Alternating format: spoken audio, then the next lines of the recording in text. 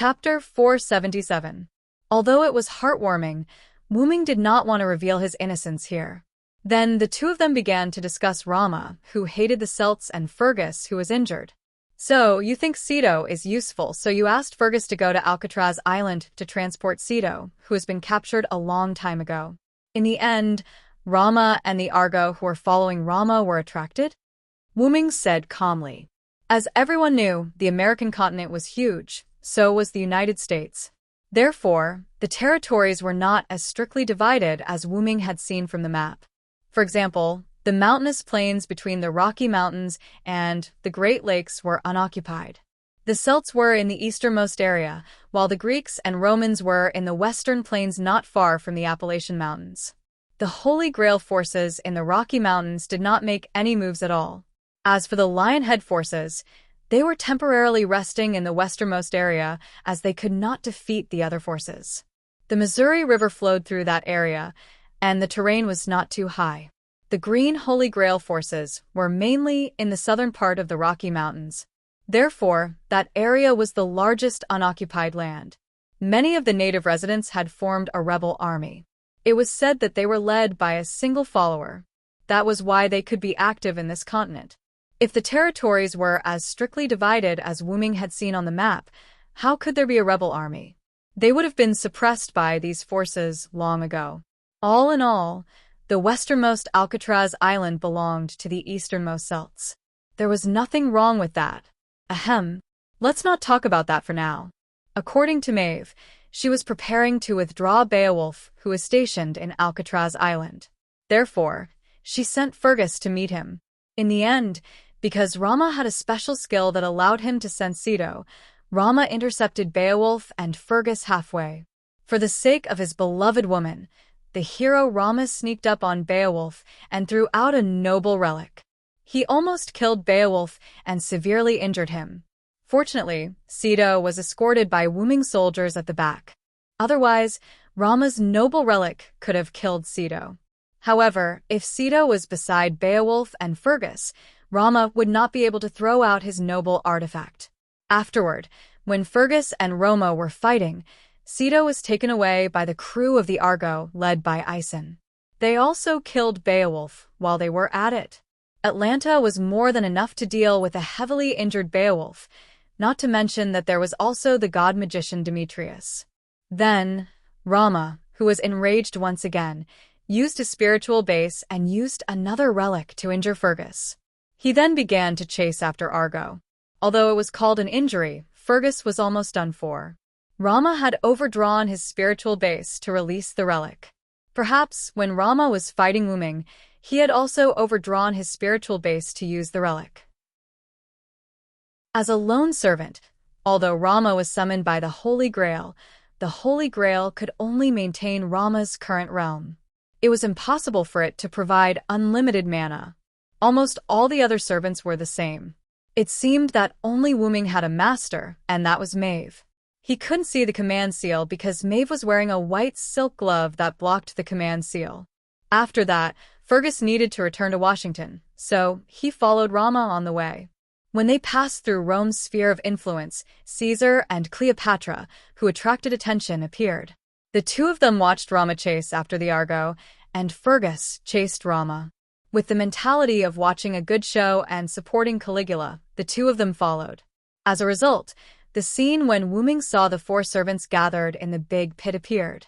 However, unfortunately, Caligula had already been killed by Wuming, and the good show that they wanted to watch had turned into a bad one. If that's the case, Rama should be dying now. At present, they only knew that Rama had overdrawn his mana and spiritual base to release his noble artifact twice. Before that, they couldn't deny whether Rama had overdrawn his mana or not. Coupled with the constant running in this huge American continent, he had consumed a lot of mana. Not to mention, my noble artifact and Rama's noble artifact exploded. The explosion wasn't far from Rama, so he must have been affected. Wuming was only affected by the explosion, but the armor on his body was dimmed, and he still needed Maeve to use a command seal to restore it. Rama, who had no armor, overdrawn his mana, and unstable spiritual base, was even worse. Maybe he has already left. If that's the case, my plan to unify the continent will be one step closer. After all, if Wuming wanted to unify the American continent, Wuming, who had become enemies with Rama, would definitely be troubled by Rama, the great hero of India. Wuming's people had kidnapped Rama's wife. Now that Wuming had accepted the identity of the Celtic king, he had to shoulder this responsibility. Yeah, the hatred of stealing my wife is irreconcilable. I have to unify the continent as soon as possible, Wuming said in a serious tone. Wuming and Maeve had already planned it out. Wuming's goal was to restore the singularity, so he had to collect the Holy Grail of the singularity. There were a total of 4 Holy Grails: the Celtic king, the Greek king, the Roman king, and the Holy Grail king, who is still unknown. Wuming, who was the Celtic king, could be said to have one less enemy. After all, Maeve, who had the Holy Grail, was one of his people. Therefore, he had to deal with the other forces. Of course, Lionhead's native force in the United States did not have the Holy Grail, so he did not have to categorize it as an enemy for the time being. Therefore, Wuming set a small goal for himself, which was to unify the United States, collect the Holy Grail, and complete the restoration of humanity. However, Lionhead can also work with him. After all, both of them have the same goal, Wuming analyzed. Lionhead's goal must be to restore the United States, and Wuming's goal was to collect the Holy Grail, so he needed to unify the country. In that case, the two sides could work together. But before the other 3 forces came to this singularity, we and Lionhead were mortal enemies. I'm afraid it's not that easy to bury the hatchet, Maeve said. That's right, mortal enemies would not easily unite just because of an additional enemy. It was not that easy. That's true, Wuming said in a deep voice. Then, Wuming thought of Gadotsi. I don't know if Tachika and the others came to the singularity. If they had the help of Chaldea's master, it would be a great help to collect the Holy Grail. After all, the reason why those followers were alone was because they were summoned by the Holy Grail. They helped Chaldea's master to take back the source of the singularity. After all, the singularity was caused by the followers with their own private wishes, so it was impossible to talk about it. By the way, in Celtic, besides you, me, Fergus, and Beowulf, are there any other followers? Wuming suddenly said to Maeve. Chapter 478. The reason why Wuming asked this question was because Wuming had never seen other Celtic servants. If he didn't meet Fergus, he wouldn't know that Fergus was on his side. There are 3 more, but one of them is not from Celtic but from India, and he has a little relationship with Romo. Maeve pretended to be mysterious and said to Wuming with a playful smile, If there's a chance, introduce them to me. Wuming chuckled and said lightly. Wuming's meaning was obvious. He was going out again. Are you going out again? Really, can't you spend more time with me? Maeve said coquettishly. Her body began to produce charm again. Maeve naturally knew that charm was ineffective on Wuming, but it was her body's natural ability, and it was released involuntarily. Then, Wuming touched Maeve's head with his hand that was wearing white protective gear. Although I have become a king, after all, I have no interest in it, so I will leave it to you, my queen. After touching Maeve's head, Wuming asked some information about his servants and Lionhead's information and left the room. My king, I will help you take care of our country. Maeve, who had once again turned into an infatuated woman, was left alone in the room. Wuming was ready to go to the United States, which was the westernmost part of the American continent. Now that he couldn't find Gadotsi for the time being, Wuming was ready to go to the countries that could be united. He just wanted to meet the old friend that he heard from Maeve. I just don't know if he remembers me, Wuming said casually. When he walked to the corner, Wuming met 2 people. Well, the person in front of Wuming was obviously a master and servant, and the 2 showed a very obvious superior and subordinate relationship. The former was a handsome man with long blonde hair, and the latter was a young man with short black hair and a mole. What a coincidence to meet the Holy King.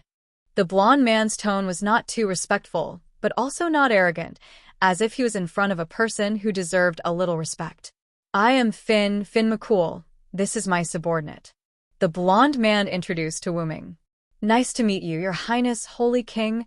I am Dilmond O'Dina. The black-haired man behind Finn said respectfully to Wu Ming. It seemed that Finn and Dilmond were two of the three remaining servants of the Celtic side.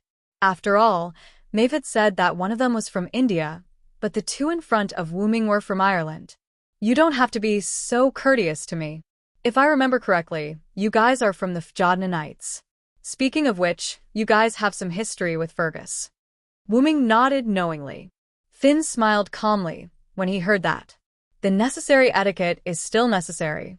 You are the Connaught Silver Dragon Cylinder who defeated Fergus. Even Cuchulainn didn't beat you. Naturally, you need to be respectful to a hero. Dilmond shook his head with a smile. Wu Ming had some recollection of what Dilmond said. When Connaught and Ulster went to war, Fergus ran over to serve Maeve. Because he couldn't stand Fergus's lecherous eyes, Wu Ming chased him away. At that time, Maeve even laughed at Wu Ming, saying something like, "Since you are jealous, then just accept me." Ahem, Wu Ming was just a siscon. How could he let his cabbage stay with a wild boar? Now that he thought about it, it seemed that Wu Ming was quite a siscon. He watched Artoria grow up, and Joan of Arc was younger than him in his memory. There were also Illyria, Mayu, and Shiobi. They all seemed to be siscons or siscons. How could it be? It was just a coincidence. Wu Ming shook his head subconsciously, but this scene was humble in the eyes of Finn and Dilmond. You don't have to be humble. Your achievements on the battlefield between Greece and Rome are still vivid in our minds. At that time, Finn and Dilmond were not in Washington. The two of them were outside roping in stragglers. Of course, they basically did not gain anything.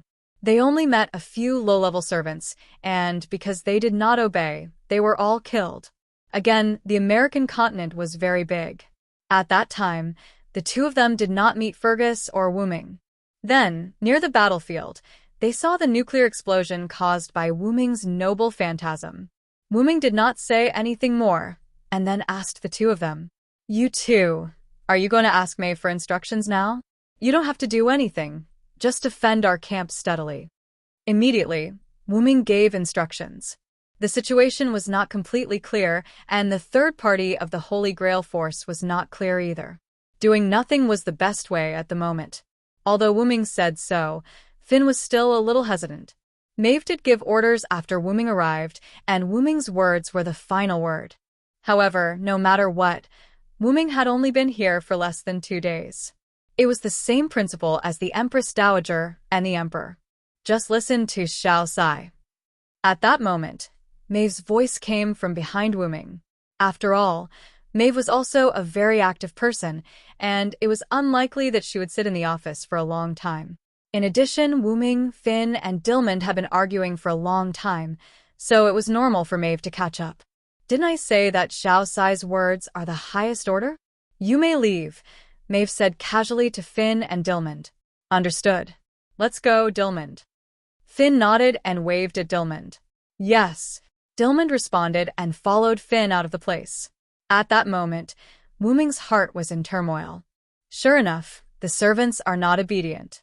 Whether it was from Finn's attitude or the conversation with Wu Ming, it could be seen that he did not put himself in the position of a subject. He was just obeying Maeve's orders. Wu Ming believed that if it were not for the Holy Grail, Finn and Dilmond would probably have left here and set up their own house. After all, they were summoned by Maeve with the Holy Grail, and Maeve also had a slight suppressive power over them. Is it okay? Wu Ming asked Maeve with concern. Maeve naturally knew what Wu Ming was talking about. At least they're very obedient. After all, heroes are always eccentric guys. However, if Xiao Sai hates them, just get rid of them. Holding Wu Ming's hand, Maeve said charmingly, "That's not necessary. It's better than nothing." Wu Ming shook his head.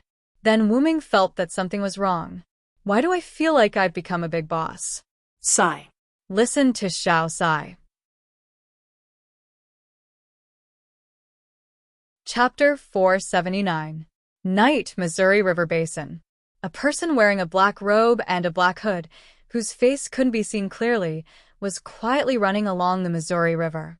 The figure sometimes changed his route, sometimes he hid, and sometimes he came to the Black Mountain in the western part of the Missouri River Basin. This silhouette arrived in a dense forest near Black Mountain and stopped. The figure took off his hood, revealing a black-haired, golden-eyed face. The person who came was naturally Wuming, who was preparing to go to the western part of the Rocky Mountains to investigate and cooperate with Lionhead. It had to be said that there were many plains in the United States, but there weren't many forests, but they weren't few either. Wuming sometimes changed his route, sometimes he hid, and sometimes he didn't want to be discovered by the servants and humans in this area. At night, the people in the American continent were active, whether they were servants or humans. And this Missouri River Basin was a place that was not occupied by the Holy Grail forces. In this way, whether it was the followers, the native residents, or the rebels, they were like fish in water in this place. The unknown Holy Grail forces in the Rocky Mountains did not move, and Greece and Rome were fighting fiercely. Lionhead and Maeve were in the westernmost and easternmost part of the continent. In this way, no one had time to care about this place. Naturally, it became a place where many followers and a large number of human residents resisted. And this place, in Wuming's view, could be said to be the safest passage from the east to the west. Like a lone assassin, Wuming quietly came here. By the way, the meaning of being alone was not only superficial, but it also had another meaning. A lone follower actually referred to a follower that was not a force. After all, not all non-force followers were really alone like Wuming. On this continent, it was originally the native forces of the United States that fought against the United Kingdom and succeeded in independence, but now it was divided into 5 parts. In addition to the followers who held the Holy Grail and the forces summoned by the native forces of the United States, the Holy Grail also summoned extra followers. Due to the large number of Holy Grails with this singularity, there were many followers who were left behind. Apart from Finn and Dilmod killing a few unranked servants, Fergus also encountered many lone servants on his way to Alcatraz Island. Fergus, no, it should be the Celtic followers, were all warlike. Fergus had basically been fighting along the way. This was also one of the reasons why Fergus had been so easily beaten down by Rama. After all, Rama had also overdrawn his spirit base. With so many factors added together, Fergus had been unable to block him. On the other hand, Beowulf was completely unlucky. Not only did the despicable Rama launch a sneak attack on him, but he was also ambushed by the Greek team. Wuming did not even see him and left the stage immediately. Except for some servants with special abilities or noble phantoms, or a few servants that Fergus didn't kill, the rest of the servants were killed by Fergus. Even so, there were still a lot of lone followers who were active on this continent. At this moment, Wuming had become a lone assassin. It was reasonable to say that because of Maeve's wish and Wuming's cheating, the spirit base could not be changed. Moreover, because of the identity of the Holy Ruler, Wuming was like a big light bulb in the dark night, unable to hide the arrival of the Holy Ruler. But this can't stop Wuming from being a cheater,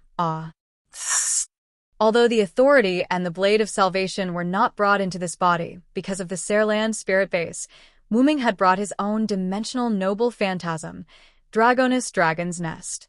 In the beginning, Wuming only wanted to use the dimensional Lune Rune to store things in a small space. Now, the Dragon's Nest could be said to have been reborn. Not only was it nourished by Wuming's magic every day, but it was also soaked in the origin of the moon for a long time.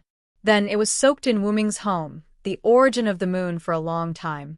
One had to know that this dimensional Lune Rune was engraved on Wuming's body. In other words, in the origin, Wuming's dimensional noble phantasm was equivalent to being strengthened all the time. Moreover, it was a qualitative strengthening. Now, the space inside the dragon's nest had become almost infinite. It was not an exaggeration to say that it was a small world. Although it was still used by Wuming to store things, however, it was just as well. Wuming was a collecting maniac. Everything that caught his eye was kept in the dragon's nest. Putting aside the things that he collected in Kanzaki, Wuming had also been through several worlds and secretly stored a lot of things. If one had to say, Wuming's dragon's nest could be regarded as a different kind of gate of Babylon. For example, There were many items that could shield one's magic and aura. Since he was going to be an assassin, the first thing he needed to do was hide. Wuming took out a dimmed gem from his bosom. It was a tool used for assassination. It could shield one's aura, but it was no longer effective. This thing seems to be from the Yggdrasil world tree. It's surprisingly useful. Forget it, who cares? Wuming casually crushed the dimmed gem. With a thought, the space fluctuated and golden ripples appeared. Then, Wuming took out a metal ball from the golden ripples. It was the metal ball that Shiobi had fused with half of her core. I kinda miss that little girl. Wuming was naturally referring to his younger sister, Shiobi. In Wuming's opinion, Shiobi, who had just obtained human emotions, was like a child. Although her brain was more genius than a genius, Shiobi was a parsing machine after all. Then, Wuming pressed the metal ball against his body without hesitation. In an instant, the metal ball seemed to have turned into liquid and integrated into Wuming's clothes. At that moment, Wuming had already taken off his armor and put on the clothes from the other world with the divine soul seed. This was the first time Wuming had taken off his armor in this singularity. He was inexplicably excited. Cough, cough. Is this the formation of an inner armor? Wuming could clearly feel that there was a layer of metal armor covering his assassin-style clothes. However, it was not completely covered. Wuming could feel it. Now that I think about it, the Kakai race is really a cheating race. In various senses, as he said that, a metal mask appeared on Wuming's face. Only the area where the eyes were was left with a rectangular gap with a rectangular black lens. Then, several particularly strange small magic circles unfolded around Wuming, setting off a small gust of wind. In an instant, the wind stopped, and the magic circles disappeared. That's it? Chapter 480. After all, the forest elves. No, it should be said that in their world, everyone's magic looked gaudy. Why did it not work in Wuming's hands? Forget it, as long as it works. Through the data on the black lens, Wuming could check his own status. Although the lens looked black from the outside, Wuming saw it as transparent. Not only that, the night was now like day in Wuming's eyes. At that moment, the lens display showed a map of Wuming's surroundings. On the map, places with energy were blue, and places without energy were white.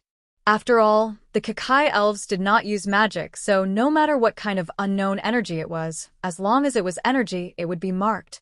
Magic was blue. Looking at his white body, Wuming was a little confused.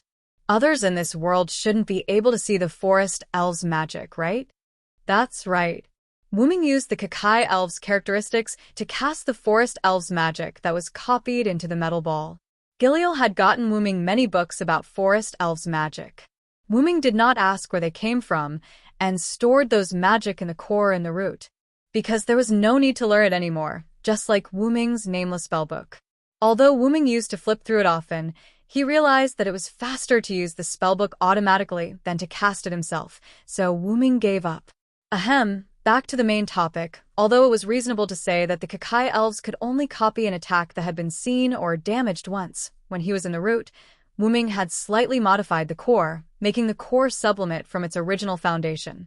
In short, it would not have any bad effects on Shiobi. So, am I back to my old profession? Although Wuming was not strong when he was an assassin, Wuming quite liked it. After moving his body, Wuming felt incomparably comfortable. After all, it was still comfortable in the state where his aura was blocked. No matter how sneaky he was, it was as if he was in the open. At this moment, Wuming discovered that there were energy bodies approaching from the surroundings. Servant? He doesn't look like a passerby.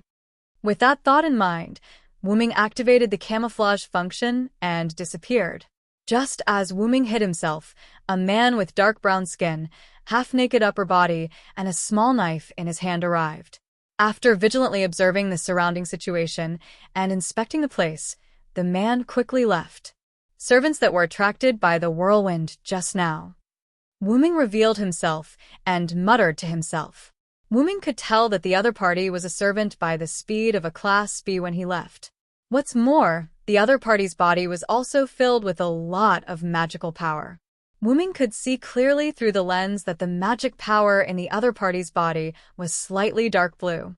At the very least, the other party's magic attribute should be at Class B. It's rare that he is a caster. Wuming thought. It seems that I have to be careful. When he activated the core, Wuming caused a small whirlwind. A whirlwind appeared in the woods at night, which naturally attracted the other party's attention. As a caster, Wuming's assassin at the moment was not a good match. Assassins in the dark were most afraid of those fancy magicians. The other party should not have found me. After all, who knows what magic caster will use? If the other party's magic is quite powerful, then Wuming will be exposed. Later, Wuming looked at the place where the other party checked. Sure enough, there were some mysterious inscriptions that Wuming did not know. Is it a curse on this continent? Wuming pondered and activated the scanning device in the core of Ji Kai Seed. Immediately, the result appeared on the lens in front of Wuming's eyes. Sure enough, that guy turned out to be a caster magician. Looking at him sneakily holding a knife, anyone who saw him would think that he was an assassin. If it weren't for the scanning information provided by the lens, Wuming wouldn't have seen that there was a lot of magical power in the other party's body. If the servants were close to each other, they could perceive each other, but they couldn't perceive how much magical power the other party had unless the other party continued to release magical power.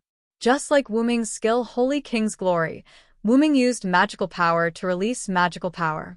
In the eyes of others, it was an incomparably huge source of magical power. Often, the existence of powerful magical power was not something to be trifled with. To put it simply, it was like tigers and lions roaring in nature to tell others that they were not to be trifled with. According to the scanning results, these inscriptions played a role in detection. As long as someone passed by this place, it would be triggered. Fortunately, although Wuming was present, the shielding magic of the forest elves had been working. I don't care. Destroying these inscriptions will arouse the other party's suspicion. After that, Wuming continued to move toward the west. On the way, Wuming also saved the map of the American continent in the core, and a virtual live map appeared in front of Wuming. Wuming looked at the map. There is a town called Riverton at the foot of the Rocky Mountains. After Riverton, we will reach the Rocky Mountains. Immediately afterward, Wuming put away the virtual map, pulled his collar, and continued to move forward. Almost a few minutes later, Wuming came to a place some distance away from Riverton. Looking at the sparsely lit small town in front of him, Wuming paused. He felt the presence of servants in the town in front of him, but the specific number was unknown. Immediately afterward, he activated the scanning function of the armor again. Sure enough, Wuming found a clue: anti-detection and defense magic. Wuming found through the scan that there was a lot of magic around the town, and it looked like a Greek-style magic. After all, Wuming had a lot of dealings with Greek servants, so he could still see it. However, the anti-detection magic doesn't work on the scanning of the Kakai. Immediately afterward, Wuming activated the long-range scan to detect the number of servants on the opposite side. Although the Kakai was called a magical creature, they were more like high-tech machines. Wuming's scan was completely like an infrared scanner. Because the other party didn't set up a visual obstruction magic, Wuming's scan was easily successful. Just like Assassin, Jack the Ripper's information erased, it didn't work on the camera. So, long live science greater than or equal to. Later, through the scan, Wuming learned the number of servants in that town. Wuming, who knew the result, was really shocked if Ji Kai's scan was not wrong. There are more than 10 servants. Wuming was a little surprised. Through the lens, Wuming knew that there were more than 10 servants, which really shocked Wuming. What are these servants doing here? What's the big plan? Wuming's heart was filled with doubts. At that moment, an invisible arrow shot at Wuming. Chapter 481.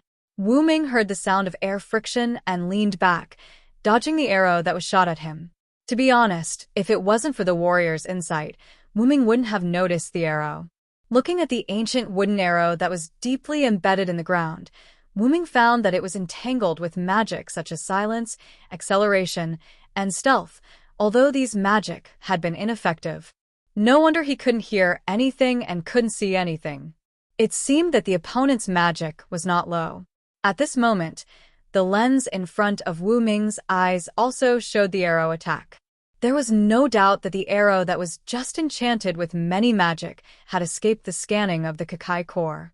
It seemed that he couldn't rely too much on things from another world. In any case, it was really inconvenient to use things that were not from his world. I've been discovered. By now, if Wu-ming still didn't know that he had been discovered, then he really lived in vain. Since he was discovered, Wu-ming simply didn't hide. Feeling that there was a servant running toward him, Wu-ming didn't escape, but stood up. The inner armor that was transformed by the Kakai core was still worn by Wu-ming. Then, magic emerged from Wu-ming's body, and the magic began to burn. The white flame covered Wu-ming's whole body.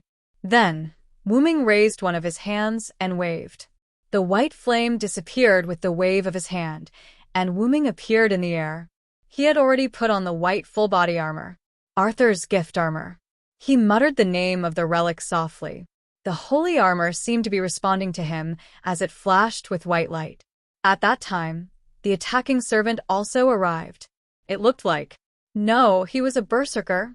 Ahaha. Ahaha. Oppressor. You are the oppressor. Ahahaha. The person who came was Spartacus, the Red Team berserker in the 14 Horsemen War. Because Wu-ming was in the Red Team at that time, so the two were regarded as allies. But Spartacus probably couldn't remember it. And the oppressor that Spartacus was talking about was probably Wu-ming's current identity as the king. This guy was quite obsessed with leaders, and he was even more obsessed with tyrants. But in general, he was still a berserker that could be communicated with. Of course, this was for the master. In this way, Spartacus, who had met Wu-ming once, jumped up, raised his ordinary iron sword, and slashed at Wu-ming. Clink! Wu-ming raised his arm and blocked Spartacus' iron sword. Arthur's armor of gift, which had a grade A defense against physical damage, was more than enough to block Spartacus's iron sword. Bang! Immediately after, with the sound of steel colliding, Wu-ming used his hand to block Spartacus's iron sword and pushed him away. Spartacus took a few steps back, stopped, and laughed excitedly. Ahahaha! Ahahaha! Oppressor! Give me even more pressure. Like a fanatic, Spartacus once again rushed to Wu-ming with his sword. To be honest, Wu-ming didn't want to fight with this guy. Spartacus's strength was grade A, and his durability was the highest grade, EX. In short, this guy couldn't be killed. However, in addition to that, Spartacus could also convert the damage he received into mana and store it in his own body to activate his healing beast's roar. In the Battle of 14 Nights, although Wu-ming was not present, through chatting with Joan of Arc, Wu-ming learned that she used her noble phantasm to resist Spartacus' noble phantasm. After all, it was a grade A noble phantasm, and it was supplemented by a large amount of magic. Although Wu-ming's armor could block a grade A physical attack, in the face of a grade A super explosion, he would be defeated if he was not careful. Because of this, Wu-ming didn't want to be entangled with Spartacus. It just so happened that Spartacus' ability, except for strength and durability, did not exceed grade C, and his agility was only grade D. In other words, there was no need for Wu-ming to clash head-on with his opponent. Of course, Wu-ming's strength had reached grade A, and he had the support of Lun's magic and mecha armor. He was not afraid of a head-on clash. Sure enough, it's better to fight quickly. After all, since Spartacus was here, it meant that the other 10 servants Wu-ming observed were also here. Although Wu-ming was not weak, after all, it was unlikely that more than 10 servants were first-class or even top-level servants. If that was the case, Wu-ming had to consider running away. Oppressor! Aha! Looking at Spartacus, who rushed in front of him again, Wu-ming decided to end the battle immediately. Clink! The sound of steel colliding was heard again, but this time, Wu-ming did not block Spartacus' iron sword with his arm, but he firmly grasped Spartacus' iron sword with his palm. Aha! Oppressor! Spartacus struggled to pull back his weapon, but it did not move. At this moment, Wuming's hand that was holding Spartacus' iron sword was full of Lune's runes and electrical wiring. That was the Lune's magic that strengthened his strength and the mechanical armor's enhancement. The double enhancement allowed Silent Wonder's strength to temporarily surpass a rank. It was not correct to say that he was EX rank, but rather his strength had become A++. After all, it was temporary. However, the data was nothing to worry about. Wuming's purpose was only to control Spartacus for a few seconds. Immediately afterward, Wuming's free hand was inserted straight into the space, and a golden ripple wrapped around Wuming's hand. Then, Wuming's hand was pulled out of the golden ripple, and a silver-white chain was pulled out by Wuming from the golden ripple. That's right, that was the pseudo-heaven lock that Wuming once created with Create Green item. Clatter. With the sound of the chain, Wuming threw the silver chain on Spartacus' body. Like a silver python, the silver chain tightly wrapped around Spartacus' limbs and body after coming into contact with him. Then, Wuming let go of Spartacus' iron sword. Clang. The iron sword fell to the ground. Although the pseudo-heaven lock also had a special attack on divinity, Spartacus did not have divinity, so the chain was just a solid chain that was difficult for Spartacus to break free. However, if one looked carefully, they would find that there were Lune runes on the silver chain. Fearing that Spartacus would break free from the chain, Wuming instantly added Lune runes to the pseudo-heaven lock after taking out the pseudo-heaven lock. As a result, Spartacus, who was bound by the strengthened pseudo-heaven lock, was strangled to death. Of course, Spartacus, who could not use his strength, naturally let go of the iron sword and let it fall to the ground. Immediately afterward, Wuming reached into the golden ripple and took out 2 chains. Of course, this time, it was not to deal with Spartacus, but to deal with the new servant. Create Green item, Advanced item creation. As Wuming's words fell, 2 holy swords were inserted into the ground.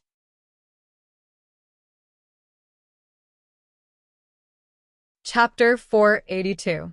Immediately afterward, Wuming wrapped the 2 pseudo-heavenly chains around his hands. After that, Wuming grabbed the 2 long swords on the ground. These 2 swords were almost exactly the same as Wuming's blade of salvation. To be precise, they were exactly the same as Artoria's Excalibur. These 2 swords were imitations created by Wuming using Create Green item. For the pseudo-Excalibur, although it could still release light cannons, its power and range were not only 1 level lower, but several levels lower. Of course, the sharpness of these 2 pseudo-holy swords was also greatly reduced. The reason why Wuming used Create Green item to create these 2 pseudo-holy swords was to use them as consumables. Through the scanning device on the mecha armor, coupled with the fact that the other party did not cover up, Wuming easily saw the servant coming from behind him. It's them? Wuming sighed. What an ill-fated relationship. He shook his head. With their speed, they could indeed get behind him, and by doing this, they must not let him escape. Wuming smiled helplessly. I didn't expect them to be summoned as well. They can be considered old rivals. The one who strikes first gains the advantage. I won't hold back then. Wuming smiled. With that said, Wuming wrapped the chains on his arms around the hilts of the 2 holy swords. Immediately, he threw the pseudo-holy swords. Excalibur. On the opposite side, the green-haired young man held a long spear and ran toward Wuming at a very fast speed. Although he was a rider, he had a permanent noble phantasm, so he did not need his own ride. Although this would expose his weakness, there were not many people who could catch up with his speed. You little thief who dares to spy on me, obediently accept your death. Then, listening to his disciples' bold words, his teacher, who had transformed into a centaur, chased after him. Don't underestimate the enemy. Achilles, the enemy, is still in the same place.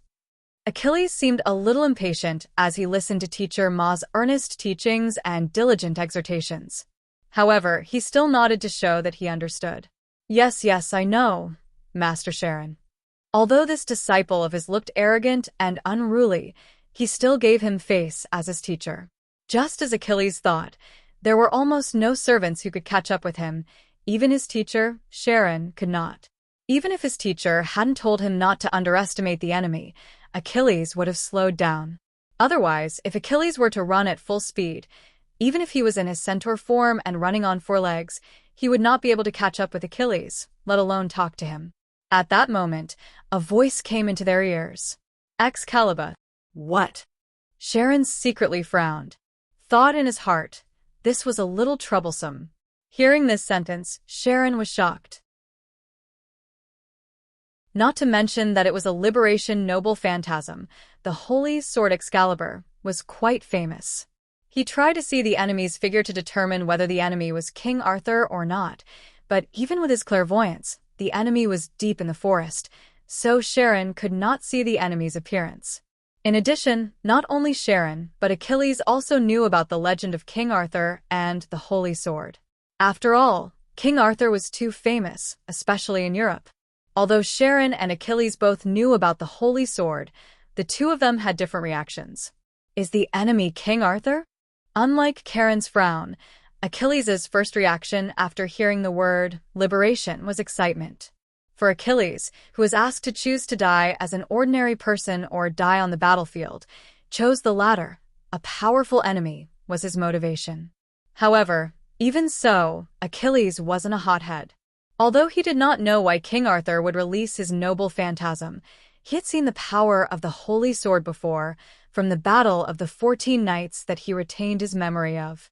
Although he was also very puzzled as to why he retained his memory of that battle, since Sharon also retained it, he would leave the brainstorming to his teacher.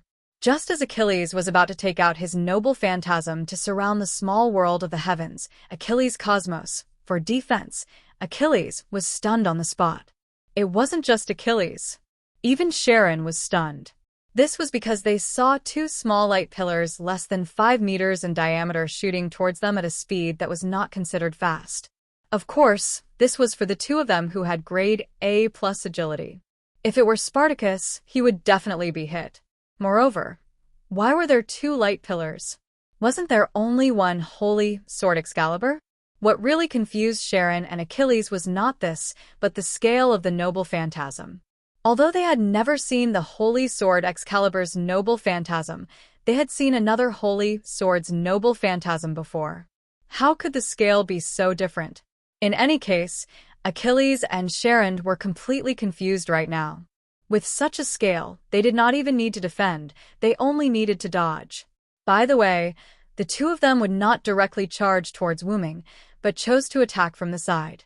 Although the light pillars were less than 5 meters in diameter, if it affected Riverton who had a master, it would be quite troublesome. That was why the two of them went to the back. Of course, not letting this strange King Arthur escape was also one of the reasons. In just a flash, Achilles dodged the attack range of the two light pillars that were less than 10 meters in diameter side by side. For servants, especially those who had grade A+ agility, a distance of 100 meters only needed a breath of time, and a fierce jump was enough. Then, the two of them witnessed the small light pillars explode from their sides. Feeling the scorching heat, the two of them had no choice but to be serious. Even if it was a fake Excalibur, it was still a holy sword, and it was also a trump card noble phantasm. Of course, it was hard to say if it hit Sharon, but even if it hit Achilles, it would not take his life. At most, it would only injure him. At this moment, Charon's eyes flickered, and he hurriedly called out to Achilles. Achilles, quickly retreat. Charon's clairvoyant skill combined with mind's eye, true, to achieve a short period of future vision. Through this, he saw chains appear in the light pillars that were less than 5 meters long. Although he relied on future vision and mind's eye to avoid being tied up by the chains, Sharon saw Achilles being tied up by the chains.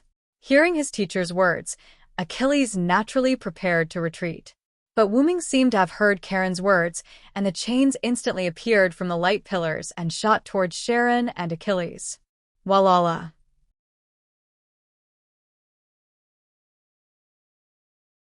Chapter 483. Whoosh. Using his wooden bow to shoot an arrow, Sharon broke the chain that was heading straight for him and quickly retreated on all fours. Then, Sharon looked in Achilles' direction. Without a doubt, Achilles was tied up. His spear fell to the ground, and his arms and body were tied up by the silver chain like firewood. In the end, Achilles had underestimated his opponent. However, this was also due to his competitive nature. Unlike Sharon, who had moved more than 10 meters, Achilles had only dodged to the side of the light pillar. It could be said that he had almost brushed against it to show off his ability.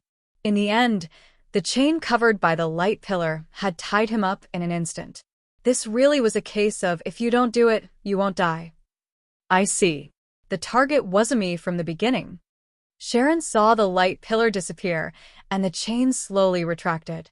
Perhaps it was not meant to tie him up in the first place. Realization dawned on him. Ugh, damn it, why can't I break free from the chain? Achilles said angrily. At this moment, Achilles was already using all his strength. He grimaced, but he could not break free from the silver chain. Instead, the chain was getting tighter and tighter. Sharon, on the other hand, did not care about his disciple. Instead, he raised his wooden bow and pointed in the direction of the forest. It wasn't just him. Even Achilles could feel that the owner of the chain was getting closer. So it seems that Spartacus has failed? Sharon said calmly.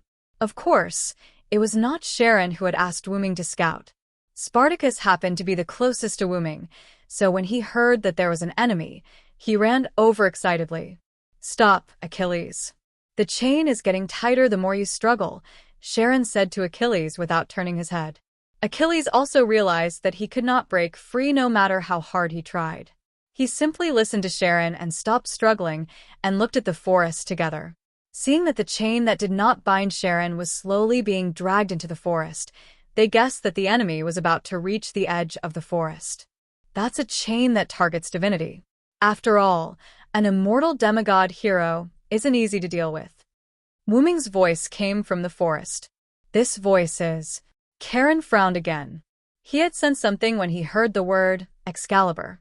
Furthermore, it was rumored that Sodric had obtained the inheritance of the Knight of the Round Table, Vilo-Thranst. It was not impossible for him to have a weakened version of the Holy Sword. Therefore, Ka Rong estimated that he was close to the mark. Of course, Achilles, who was in a state of rage, did not pay much attention to Wuming's words. His face was full of resentment.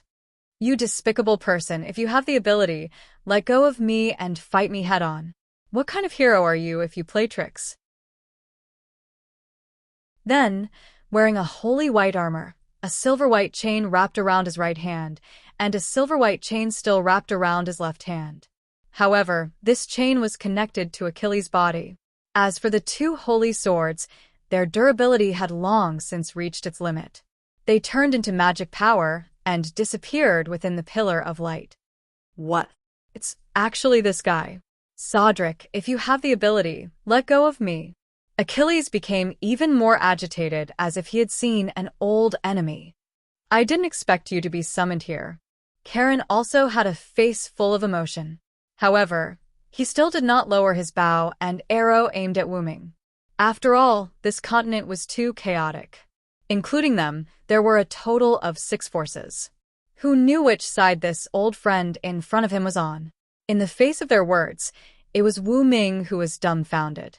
What's going on? It was rare for them to have memories of the Battle of the 14 Horsemen, or were they the servants of the Battle of the 14 Horsemen?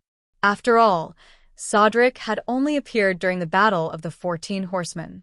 Wuming, who had a deal with the 2 great restraining forces, had already set a rule that his servant image could not be sent out without his permission.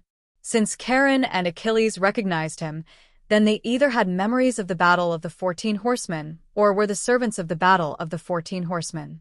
But how did they recognize me when they didn't see my face? Could it be through my voice? Wuming began to think again. Karen had indeed recognized Wuming's voice, but Achilles had only reacted after seeing Wuming's armor. As if thinking of this, Wuming looked at his armor in relief and understood. This armor was basically the same as the armor Wuming wore during the Battle of the 14 Horsemen, but the armor worn by Wuming during the Battle of the 14 Horsemen was not as bright as this armor. There was also the addition of a helmet. However, with Wuming's voice, it wasn't impossible for Achilles and Sharon to recognize him. But since Karen and Achilles both had memories, Why didn't Atlanta recognize him? Or did she recognize him but didn't want to say it? As for Spartacus, that guy doesn't care who you are.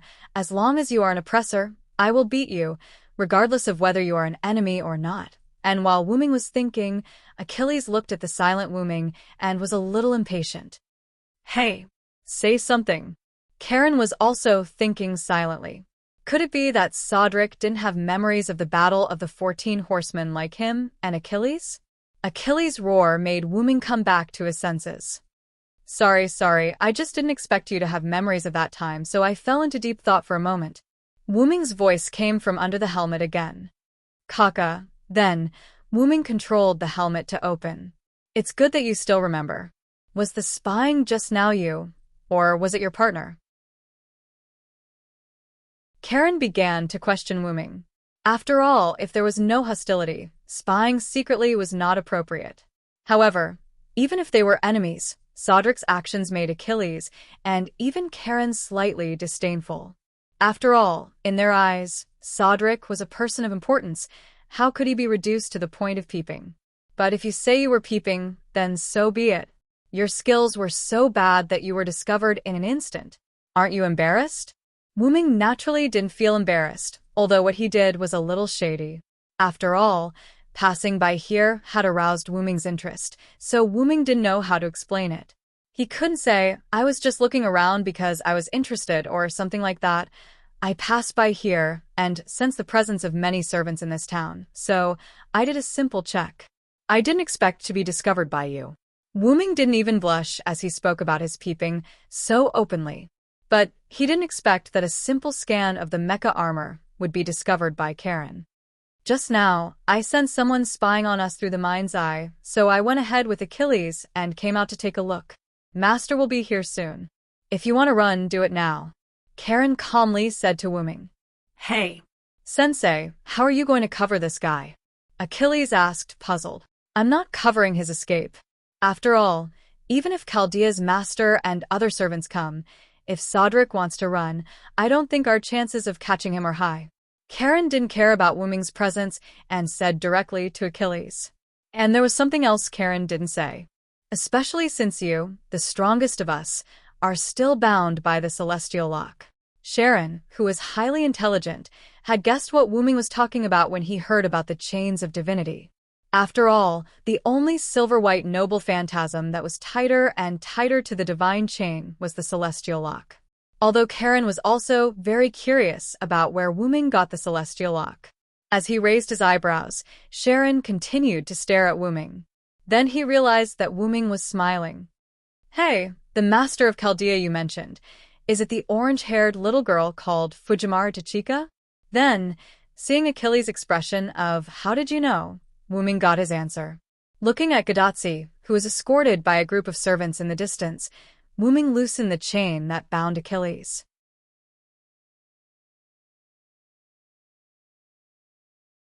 Chapter 484. Gadatsi didn't know what to do at the moment. With the help of many servants, they finally passed through 3 singularities and retrieved 3 holy grails. Just when they were about to retrieve the holy grails after defeating all the enemies at the 4th singularity, the person behind the scenes who caused the burning of humanity actually came out in person. Because of Mr. Anderson, we managed to get a lot of information from him, but in the end, we didn't know what happened to the Magic King. He actually wanted to kill us directly. Pamela, Matthew, and even Mordred couldn't move in front of that guy. Is it going to end? Then, I was saved by Assassin, who I met in Winterwood City Singularity. I was really happy, and so was Matthew. As for Pamela, although she didn't show it, because of Assassin's arrival, she also relaxed. And it seems that Mordred and Assassin have an ill-fated relationship. I'm really curious. After that, although I didn't understand the conversation between Assassin and Magic King, in short, the two of them are enemies. Then, after some twists and turns, the Holy Grail of the Singularity was also recovered. Then, unexpectedly, Assassin also followed us back to Chaldea. Although I wanted to talk to Assassin, my body couldn't support it. In order to go to the next singularity, I had to sleep first. Anyway, Assassin also said that he would accompany me to the next singularity. As a result, when I woke up, The doctor said that because something happened, Assassin left. How can I be so unlucky? But fortunately, the doctor said that although Assassin couldn't go with us to the next singularity, he will go back, and there will always be a chance to meet. Then, because Assassin provided the coordinates of the next singularity, it didn't take long for me and Matthew to prepare to enter the next singularity. On the contrary, Pamela still didn't wake up, but it didn't matter. Matthew was already very strong. After entering the frame, when we were about to perform the ray shift, the doctor suddenly whispered a few words. Maybe in this singularity, he will come with a special identity. The cowardly doctor said something that made himself puzzled. Special identity. Could it be that the spirit base is no longer Assassin? I've been prepared for this for a long time. No matter how stupid I am, I can see that Assassin is not an ordinary servant. Can an ordinary servant compete with a crown magician and force her to leave? He was really looking forward to it. With that in mind, Matthew and I entered a new singularity, the American continent. Then, he was stunned by the scene in front of him. There were Roman soldiers with similar faces and Dragonfang soldiers, as well as Caligula and Hercules, who had been defeated before. Moreover, Hercules and Caligula seemed to still remember him as they roared and charged towards him. What was going on? Fortunately, a strong light suddenly appeared in another place, attracting the two great gods. Now he and Matthew could escape. As for where to escape to? Of course, to the other side of the light. The light seemed to be emitted by a powerful servant, plus Hercules and Caligula were attracted to it. If he wanted to live for 2 more years, of course, he would run in the opposite direction of the light. Although these Dragonfang soldiers and Roman soldiers were not weak, Matthew was also very strong. After a while, we escaped. We happened to meet Mr. Geronimo, who was observing the enemy on the edge of the battlefield. Fortunately, Mr. Geronimo was a good person. After knowing his identity as the Master of Chaldea, he invited him to join. Anyway, after asking the doctor's opinion, Matthew and I joined the team to save the United States and expel those foreign enemies. Later, Mr. Geronimo took him and Mashu to their temporary gathering place, Riverton, where they had no master or servant. Wow, there were a lot of servants here. The American outlaw Mr. Billy Boy, the faceless king Mr. Robin Hood, and Miss Elizabeth. Although Miss Elizabeth was very happy to see me, when I thought of Elizabeth singing well, it seems that Mr. Sharon and Mr. Achilles are very strong. As for why they called him Mr. Sharon, because Mr. Sharon is Mr. Sharon. In addition to these, there was also Miss Nightingale, who is known as the Angel. It was said that she was treating a seriously injured and unconscious servant. I don't know why everyone was afraid of the treatment. In any case, including Matthew, there were now a total of 9 servants around him. He gathered so many companions at the beginning. This was a treatment that he didn't get in the previous singularity. Later, because Geronimo needed to continue to investigate the situation of other forces, he took Mr. Robin Hood and Mr. Billy Boy out. On the contrary, he was quite puzzled about the problem of other forces. Was there a lot of forces in this singularity? This was different from the previous singularities. Later, Mr. Sharon answered his and Matthew's doubts. According to the current intelligence, the continent was divided into 5 regions: Washington, Chicago, Alexandria, Salt Lake City, and San Francisco, with these 5 cities as the center, spread to the surrounding areas. At present, the United States was divided into such a situation. If they added the alliance of the lone servants, there were a total of 6 forces. After all, they could no longer be underestimated.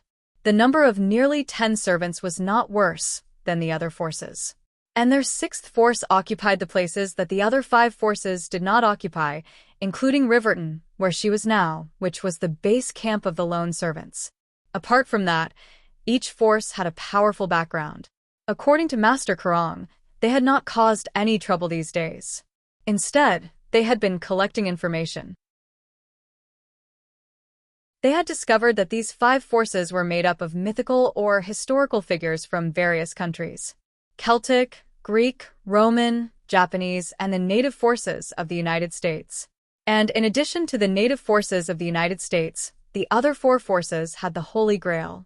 Now that I think about it, the Magic King said that he had prepared a gift for Assassin. Could it be these? But I always felt that it was not for Assassin, but more like it was for me, although it was hard to believe. But I have to accept the fact that I need to defeat these 4 forces. After learning from Mr. Sharon, the sky was dark, and of course it was time to sleep. As a result, in the middle of the night, I was awakened by the unexpected arrival of the servants. Kyoheim, who sneaked down from the Rocky Mountains, and Spartacus, who rebelled against Rome. Looking at the 2 berserkers in front of me, I felt powerless for a moment. This was the same as the nurse. They were both problematic servants. However, as long as I found the berserkers' preference, it was easy to get along with them. I just had to compromise with them, and then they readily agreed. Spartacus' compromise was easy to deal with, but Kyoheim actually asked to be with her all the time, the kind of skin contact which gave me a headache. But fortunately, Kyoheim also accepted the treaty that they could only hold hands during the day and not touch at night. Looking at Kyoheim's eyes, I always felt that she would lose her virginity, like what Matthew told me. The next day, Ms. Pamilia woke up, and the doctor also sent her through the frame. This time, our 6th force can be regarded as strong, with more than a dozen servants. Later, under the discussion of Geronimo, Mr. Sharon, and the doctor, the current combat mission was set. Tomorrow, we will go to the westernmost force of the United States and ask for an alliance. After all, they don't have the Holy Grail, and the 2 sides don't need to be hostile, so we choose to ally first. Then, after familiarizing himself with everyone, night arrived. While preparing for tomorrow's itinerary, Mr. Sharon sensed that someone was investigating them. In this way, Spartacus, who had already discovered it because he was the closest to the person who was investigating them, he ran over without permission. As expected of a berserker, Mr. Sharon and Achilles also went first. After all, the enemy was in the light, and Spartacus might be in danger. Later, I also pulled Matthew and others toward that position. In the distance, I saw Achilles was tied up in chains. This was really bad. After all, even the strongest among them, Achilles, was tied up by that shining silver enemy. But when I walked closer, it turned out to be Assassin. Assassin seemed to have seen me as well. She loosened the chains that bound Achilles and even waved at me. Really, it turned out to be a family member who beat up another family member. In any case, Assassin did not break her promise. Anyway, let's hug first.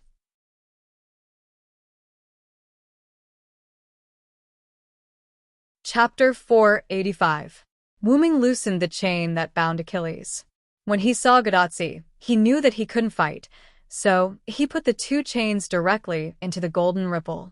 Then, looking at Gadotsi, who ran all the way to him, Wuming quickly touched the armor and hugged her. Big and Jun Woo Woo Woo, Kyoheim, who originally wanted to stop Gadotsi, was instantly dragged to the back by Elisabeth, who was rolling her eyes. Okay, don't mess with them. Can't you see that Xiaolu is very happy? Why, Elisabeth said with a smile. Kyoheim stared at Wai Elisabeth angrily, as if there was fire in her eyes. Looking at Wai Elisabeth's evil smile, how could she not know the female lizard's thoughts? It was nothing more than her. Woo woo woo woo woo woo woo. You female lizard. Just you wait. Yes. Assassin. You're here. Gadotsi hugged Wuming and shouted happily. As for Wuming, he dotingly patted her little head as if he was hugging his daughter. Aren't you afraid that you'll knock into something? My armor is very hard. With your small body, what if you break it by pouncing on me like this? But I believe that you won't let me get hurt, Assassin. It can only be said that Wuming's reliability made Gadotsi believe that she will not get hurt. Wuming could only smile helplessly. Okay, come down first. Matthew is still watching. Wuming patted Gadotsi's little head.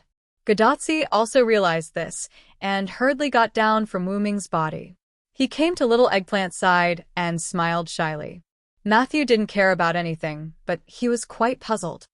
Senpai, you and Assassin Senpai have a good relationship, but you have only met a few times. Huh?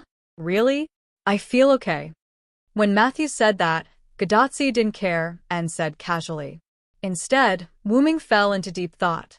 Matthew was right, he and Gadotsi have been together for less than a week. How can the two of them feel like family? However, after all, it was not the time to talk. Wuming looked at the pitch-black surroundings and said immediately, "Let's get out of here first, this is not a place to talk." Other servants saw the relationship between Wuming and Gadotsi and immediately put down their vigilance against Wuming. After all, they just wanted to peek even if they wanted to explain this was not the place to talk. So, they returned to Riverton's house. After returning to the house, only Sharon, Matthew, Gadotsi, and Wuming were left at the scene. After all, the sixth force had already been planned, and such things like discussing the plan were handed over to Sharon and Geronimo, but now that Geronimo was not there, then it was handed over to the great sage Sharon. After all, Karen's name was enough to convince everyone. Kyoheim was forcibly suppressed by Elizabeth, Robin Hood, and Billy Boy. Because Kyoheim and Gadotsi signed a magic treaty provided by Da Vinci, so as long as Kyoheim wanted to touch Gadotsi at night, her power would be suppressed. But in fact, even if there was no power suppression, it was okay, because this berserker's strength was only. However, Kyoheim's desperate resistance made even Wuming slightly surprised, but he didn't know why Kyoheim kept staring at him. Wuming was confused. Of course, this was what Gadotsi ordered Elizabeth and the others to do. Gadotsi saw that Wuming was in a good mood, and obviously, she didn't want to spoil Kyoheim's mood. Pamilia saw that it was Wuming, and then she left with an uninterested look. Achilles, on the other hand, snorted and left. It seemed that Wuming's dirty trick of binding Achilles made him very unhappy. However, since it was related to his master, Achilles didn't say anything else. Then, Wuming explained his matter and told them that he was now Celander. So, that is to say, you are not Sodric now. Sharon deliberately emphasized the word now. Sharon already knew that Wuming was definitely not an ordinary servant, at least not as simple as it seemed on the surface. Celander? I feel more familiar with the name Assassin, and I'm not familiar with history, so I don't know this name. Matthew, do you know it? Gadotsi was not familiar with mythology, so she wasn't familiar with the name Wuming said. The name Celander, seems to be a character in the Long March. Matthew stayed in the sterile room all year round, so he read a lot of books, and he also knew some things about Celander, but not all of it. Now, let's let the genius explain. Suddenly, a rather cheerful female voice came. Then, the communicator on Gadotsi's wrist emitted a light, and a virtual electronic screen appeared, but this time it was not Roman's figure, but a woman wearing a 15th or 16th century European trench coat, with a mechanical arm on her left arm and a strange staff with a hexagonal crystal at the top. After seeing this face, Wuming was shocked. Isn't this Mona Lisa? Da Vinci's wife. Obviously, Gadotsi and Matthew were also shocked by the appearance of this Mona Lisa, Da Vinci's wife.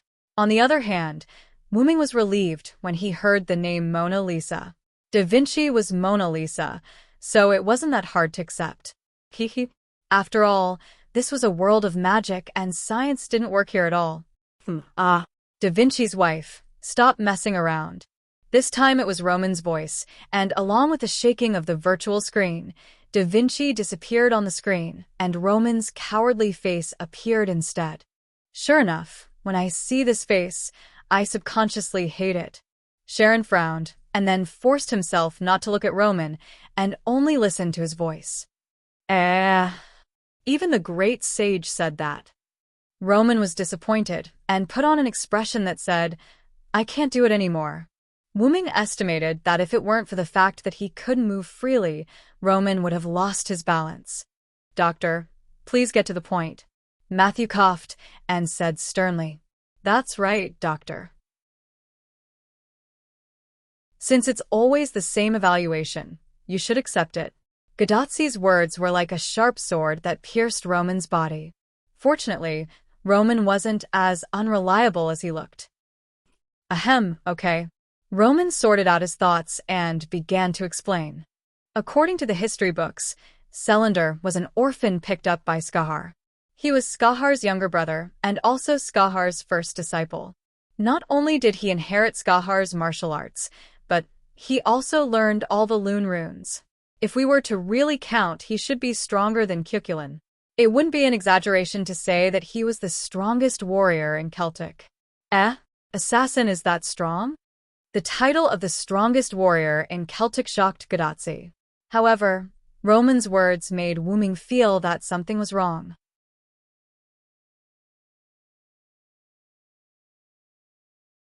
Chapter 486.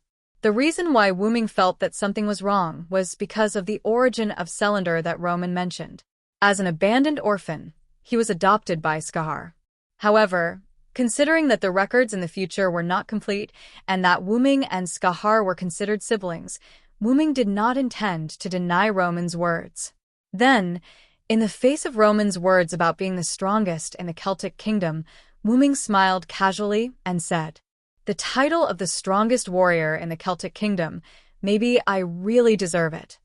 It was important to note that Wuming was talking about himself, not Selander. After all, the Villo of the Knights of the Round Table was also Wuming. Because he had already planned it in his heart, Wuming did not intend to tell Gadazi and the others. So, is this also the reason why Cuchulainn called you senior brother? Matthew suddenly realized. Gadazi and Roman also recalled the time when Cuchulainn was a caster at the Winterwood Singularity and called him senior brother enthusiastically. Well, in short, that's it. Wuming smiled and shrugged. The more he spoke, the more mistakes he would make. It was better for him to keep quiet. But if you are Selander, then you are related to the easternmost Celtic kingdom. Suddenly, Sharon looked at Wuming with a serious expression, as if he was guarding against something. The easternmost Celtic kingdom? What does this have to do with assassin? Gadazi was puzzled. By the way, although she knew that Wuming was now called Selander, Gadazi still wanted to call Wuming assassin. Then Roman spoke. Tachika, do you remember when Geronimo said that there were only two forces fighting? Although she didn't understand Roman's words, Gadazi naturally remembered what Geronimo had said. Of course I remember. Mr. Geronimo chatted with me during our free time. He said that there were originally only the native forces of the United States and the Celtic forces on this continent. Not long after, the other three forces appeared. That's right. This represents the original history of the United States resistance against the United Kingdom. However, it has become a dispute between the United States heroic spirits and the Celtic heroic spirits, Roman explained. Matthew looked at Gadazi and Roman on the screen with a puzzled look. Because it was what Geronimo said to Gadazi when they were chatting. Apart from Matthew and Roman who happened to hear it, even Matthew didn't know about it. After all, I thought that since we're already part of the five forces, I didn't tell everyone about this. Gadazi awkwardly scratched the back of her head. At this moment, the great sage Sharon spoke up. Msader is right about that.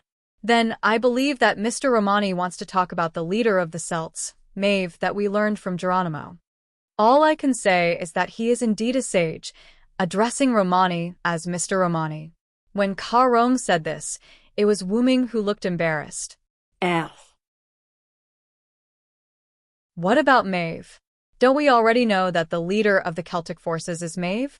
It had to be said that Gadazi really didn't know much about history and mythology. However, she couldn't be blamed. If it wasn't for some reason or interest, most students wouldn't know about Maeve. At this moment, our little eggplant blushed and quietly whispered into Gadazi's ear. That, Senior, if the historical records are correct, Senior Selander is the person Maeve loves. Gadazi looked at the blushing Matthew, then looked at the awkward Wuming. It seemed like this was true. Ahem, you're right, but it's not as simple as you think, Tachika. Wuming adjusted his expression and coughed twice. Selander is right. According to the historical records, Selander didn't accept Maeve's courtship. Roman spoke at the right time. Could it be a one-sided love? Instantly, Gadazi's mind was filled with a tragic scene. Seeing Gadazi fall into a reverie, Wuming gave her a karate chop. Although I don't know what nonsense you're thinking, it's definitely not what you think. Is that so? Ahem, because Wuming didn't use much force, Gadazi could only hold her head and smile awkwardly. Then, Roman began to tell the story of the long march to seize the bowl. Selander finished his apprenticeship in the demonic realm and walked all the way to Connaught. He settled down there and by chance, he saved Maeve, who was the current lord of Connaught. In the end, Maeve stayed behind as a guard. Selander also stayed behind because he had nowhere else to go. Gadotsi and Matthew listened attentively. Sharon didn't interrupt. On the other hand, Wuming nodded. This was in line with his experience. Maeve could be said to be the Greek goddess of beauty, Aphrodite. She played with all the men she met. However, because Selander turned a blind eye to Maeve's beauty, Maeve's competitive spirit was aroused. In the end, because of her willfulness, she started a war with Ulster. The source of the war was the snatching of a sacred bull. After that, there was the story of Selander and Cuchulainn killing each other. In the end, the war ended because Maeve's father, the King of Ireland, interrupted. Selander took the opportunity to leave, and Cuchulainn was killed by Maeve's plot. Maeve was also assassinated because she was immersed in her love for Selander because of Selander's departure. That was the end of the story. Roman briefly described the long march to snatch the bowl. It was almost the same as Wuming's experience. Wuming really didn't know what happened after that. With his own long march to snatch the bowl, the ending was probably different from the original story. Therefore, Wuming didn't say anything. Actually, the rumors about Maeve and Selander are a little messy. There are a few versions, but this version is generally recognized as the most historically accurate. Roman continued. Wuming nodded in his heart. It was indeed quite accurate. It can be said that the long march to snatch the bowl was caused by Selander. If it wasn't for Selander, I'm afraid there wouldn't be a long march to snatch the bowl. However, Wuming smiled bitterly. You're wrong about that. If it wasn't for me, Maeve would have caused this war because of her selfishness. And Maeve also met two men who weren't swayed by her beauty. One loved her the most, and the other was the most ruthless. Wuming could understand. The one who loved him the most was naturally himself, and the one who was the most ruthless was probably Cuchulainn.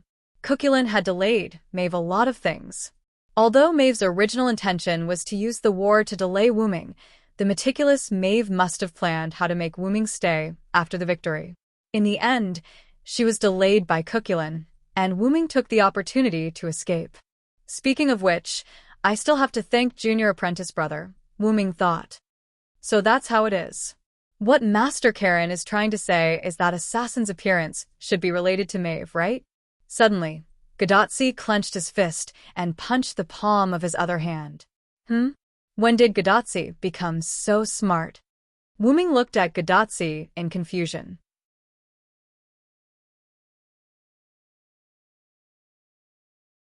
Chapter 487. Hey. Why are you guys looking at me like that? Is it weird that I know? Gadotsi looked at Roman, Sharon, Matthew, and even Wuming's doubtful and surprised eyes. After all, Tachika, you're not that smart. Roman, on the other hand, laughed out loud. Then, she was shut up by Gadotsi's resentful glare. In fact, there are a lot of things that Roman said are not quite right, but that's generally the case, and this spiritual base is indeed related to Maeve. When Roman talked about the Celtic forces in the easternmost region, Wuming also guessed what Roman wanted to say. After all, this group of servants must have collected a lot of information over the past few days. Yesterday, when Rome and Greece were fighting, a Celtic servant broke into the battlefield. I think you guys also know about it. After Wuming finished, Sharon nodded and replied. Master and Mashi were brought back from the edge of the battle by Geronimo, who was collecting information. And in the end, even here, we saw a big explosion. It's the explosion that's comparable to a nuclear bomb. Fortunately, Matthew and I ran fast. If we were affected, we would really be finished. Gadotsi had a happy expression, and Matthew was also relieved. Although he was very strong, in the face of such a big explosion, even he didn't have the confidence to resist it with his noble phantasm. We have a partner who was injured by the big explosion, and he is still in a coma. But Karen's sentence attracted Wuming's attention. Could it be Rama? Hey, how do you know? Roman shouted in an instant. Seeing Roman's reaction, Wuming laughed. How could he not know? How could he not know about the explosion that he created? Not to mention himself, even Caesar and Cleopatra, who were very close to the explosion, probably wouldn't have fainted. As a servant's own defense, coupled with the hurricane caused by the big explosion, they probably wouldn't have fainted even if they were injured. As for further outside, even if there were other servants, they wouldn't have fainted. Only Roman, who was the closest to the big explosion and had overdrawn his spiritual base to use his noble phantasm, would have fainted. Therefore, Wuming immediately knew who the unconscious servant was. That being said, Rama wasn't an ordinary person. He had overdrawn his spiritual base to continuously use his noble phantasm, plus he was affected by his own super noble phantasm, but he was only fainted. He was worthy of his opponent in another world. And Sharon guessed something. He looked at Wuming in shock. Are you the servant who caused that explosion? Wuming only nodded his head in response. What? So, the white light was released by you, assassin? Gadotsi was also surprised. She missed the opportunity to meet Wuming for nothing. Then, Wuming told everyone about himself. He was summoned by Maeve to the battlefield between Greece and Rome, killed Caligula, defeated Hercules, rescued Argo, and destroyed it. Then, Rama angrily chased after him and attacked him. His noble phantasm collided with Rama's noble phantasm. As there was too much mana, it directly caused a nuclear explosion. Then he went back to rest for a day, and came here. After listening to Wuming's explanation, everyone nodded in retrospect. That Rome's berserker is Caligula, the third emperor of Rome, and the uncle of the tyrant Nero. Speaking of which, assassin, you were able to kill that berserker so easily. That's pretty amazing, Gadotsi said excitedly. Hearing this, Wuming thought, could it be that Gadotsi and Matthew were teleported to the battlefield? How unlucky they were. By the way, Tachika, were you teleported to the center of the battlefield? Wuming didn't ask, but he still wanted it. Once he asked, Guda Z's face instantly drooped. Assassin, you don't know. At that time, it was all the doctor's fault. We said that we would be teleported to a safe place, but we were directly teleported to the center of the battlefield. Matthew and I almost died. Fortunately, you led Hercules and Caligula away. Roman, who was being complained about, also had a bitter expression. I didn't have a choice. The magic power of this singularity suddenly changed before you guys entered. The concentration increased by more than a little, almost comparable to the gods' generation. Because of this, the teleportation location was wrong. When Roman said this, Wuming nodded. After all, the Magic King created 4 holy grails, and the concentration of magic power increased as well. This was also why Wuming felt that the air was fresh. However, too high a concentration of magic power could be considered a poison to a modern person like Gadotsi. Fortunately, it hadn't reached that level yet. That's it? Then I've wronged you, Doctor, Gadotsi apologized to Roman. Actually, this is also my fault. You must know that justice depends on you. If something happened to you, I would be a sinner. Fortunately, you're fine now. At this time, Sharon, who was distracted just now, came back to his senses. After knowing that Hercules was fine, he was also relieved. After all, Hercules was Charon's disciple, so it was inevitable that he would be worried. Then, Cylinder, are you our enemy? Sharon said seriously. Mashu and Roman were stunned for a moment, but they quickly reacted. I don't think so. Roman smiled awkwardly. If he was really an enemy, then they had invited a wolf into the house. How can I be an enemy? Since Assassin said that she would help us in the control room, then she must be a partner. Looking at his senior's determined eyes and hearing his senior's indifferent tone, Matthew was stunned for a moment before he spoke. Yes, I believe in Senior, and I also believe in Senior Cylinder. Sharon smiled when he saw this. Of course, I believe in Cylinder's character. Otherwise, I wouldn't have allowed you to bring him here.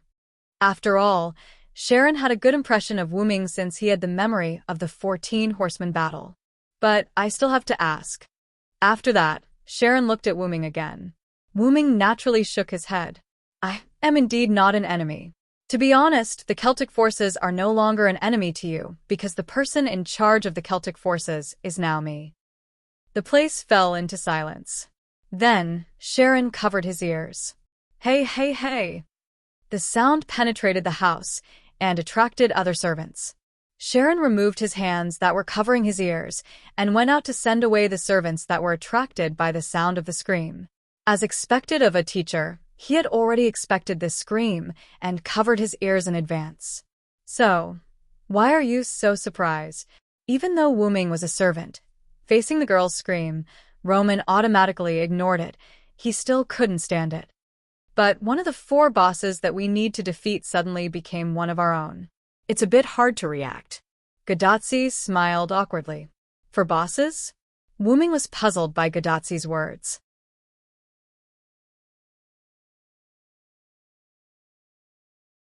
Chapter 488. According to Master Sharon and Geronimo's information, we know that there are 4 forces that have the Holy Grail, and the way to restore this singularity is to retrieve the 4 Holy Grails. So, we need to defeat the 4 big bosses.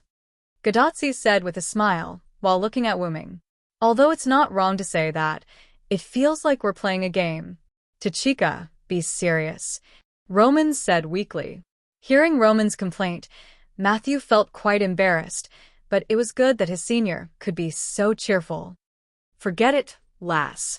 All you need to know is that the Celtic side that I represent is already one of us. Although I can't say that I'm supporting you, I definitely won't hinder you. Wuming replied with a smile as he patted Gadatsi's head hard. All right. Can't say that I'm supporting you? This made everyone puzzled. After all, Wuming was the leader of the Celtic side. How could he not support them? Wuming just explained with a wry smile. After all, it's not that easy to command the Celtic servants, unless you use the Holy Grail to forcibly control them, but if that's the case, it's better not to control them. Wuming knew that forcibly picked melons would not be sweet, so for Finn and the others, if they were not willing, Wuming was not prepared to forcibly control them with the Holy Grail. That's right, just not being enemies with us is already a big help. Roman sighed with relief. The Celtic forces were not as difficult to deal with as Greece and Rome. However, as long as Assassin is here, she can be considered a force, Gadatsi said playfully. Roman and Matthew were stunned, but after thinking about it carefully, they realized that it was true. Just like the previous nuclear explosion, except for those first-class servants, no, it should be the top servants who could withstand it. Like Achilles, in theory, he had an immortal body, but if he was in that big explosion, he would probably die. After all, he wouldn't be able to protect his heel from that kind of explosion. However, speaking of helpers, I can find you some. Wuming thought of Athena and the other subordinate gods. Actually, we already have a lot of servants on our side, so there's no need to deliberately look for more helpers.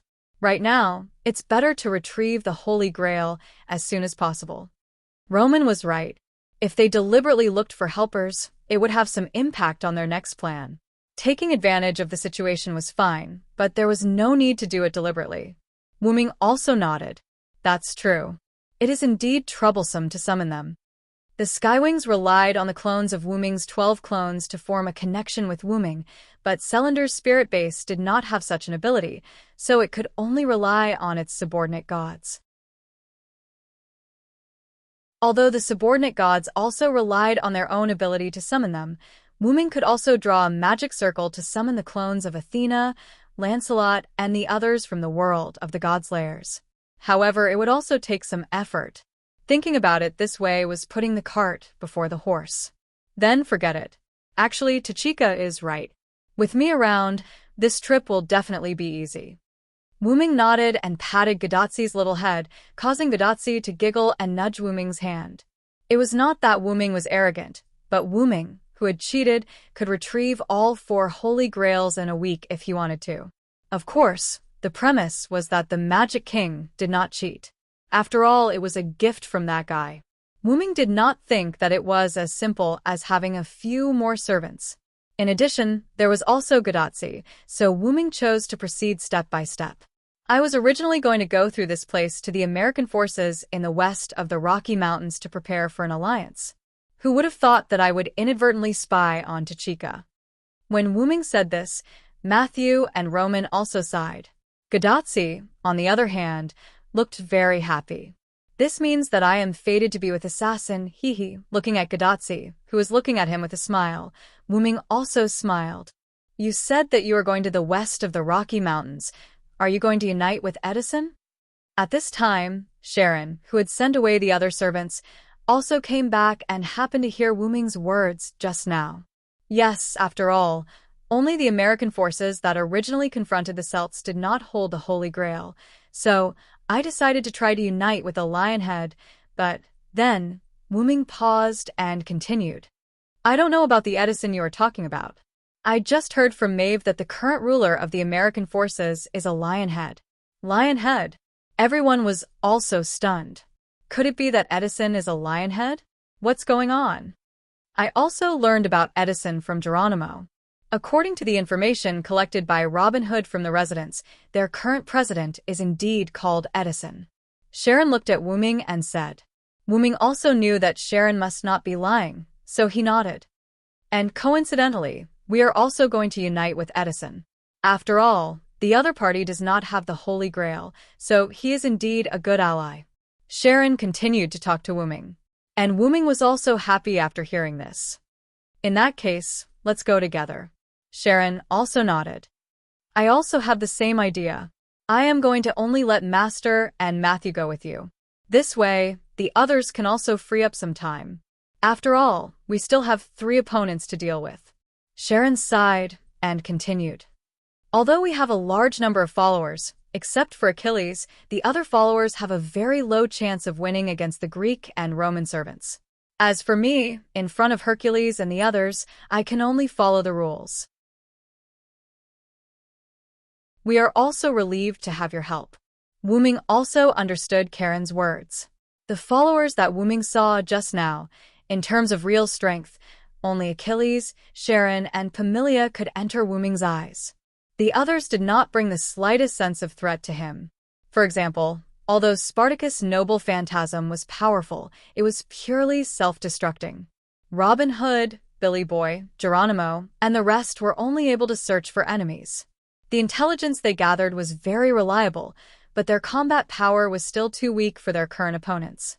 As for why Lisabeth and Kyoheim, who was just dragged away with her mouth covered, felt like a problem child, and why Lisabeth, it seemed that the other followers were afraid of her. Could it be that she was actually very strong? Oh, right, they still had Rama, who was seriously injured and unconscious.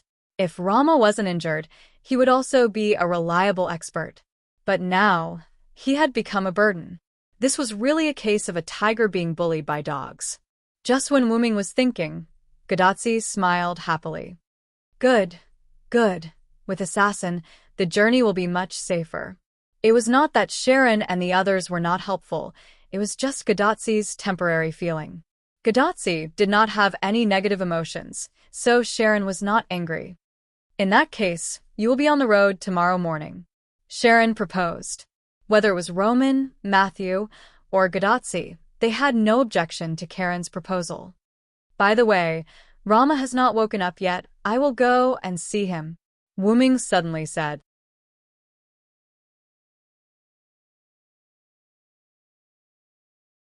Chapter 489. Assassin, do you know how to heal as well? Gadotsi said in surprise. I'll have to see it for myself, Sharon said with a smile. Both Mashu and Roman also showed their interest. Roman's words were only because he was the head of the medical department, and Mashu's words were because she had always been interested in the heroes who left their names in history, especially the one who changed from assassin to Sarand.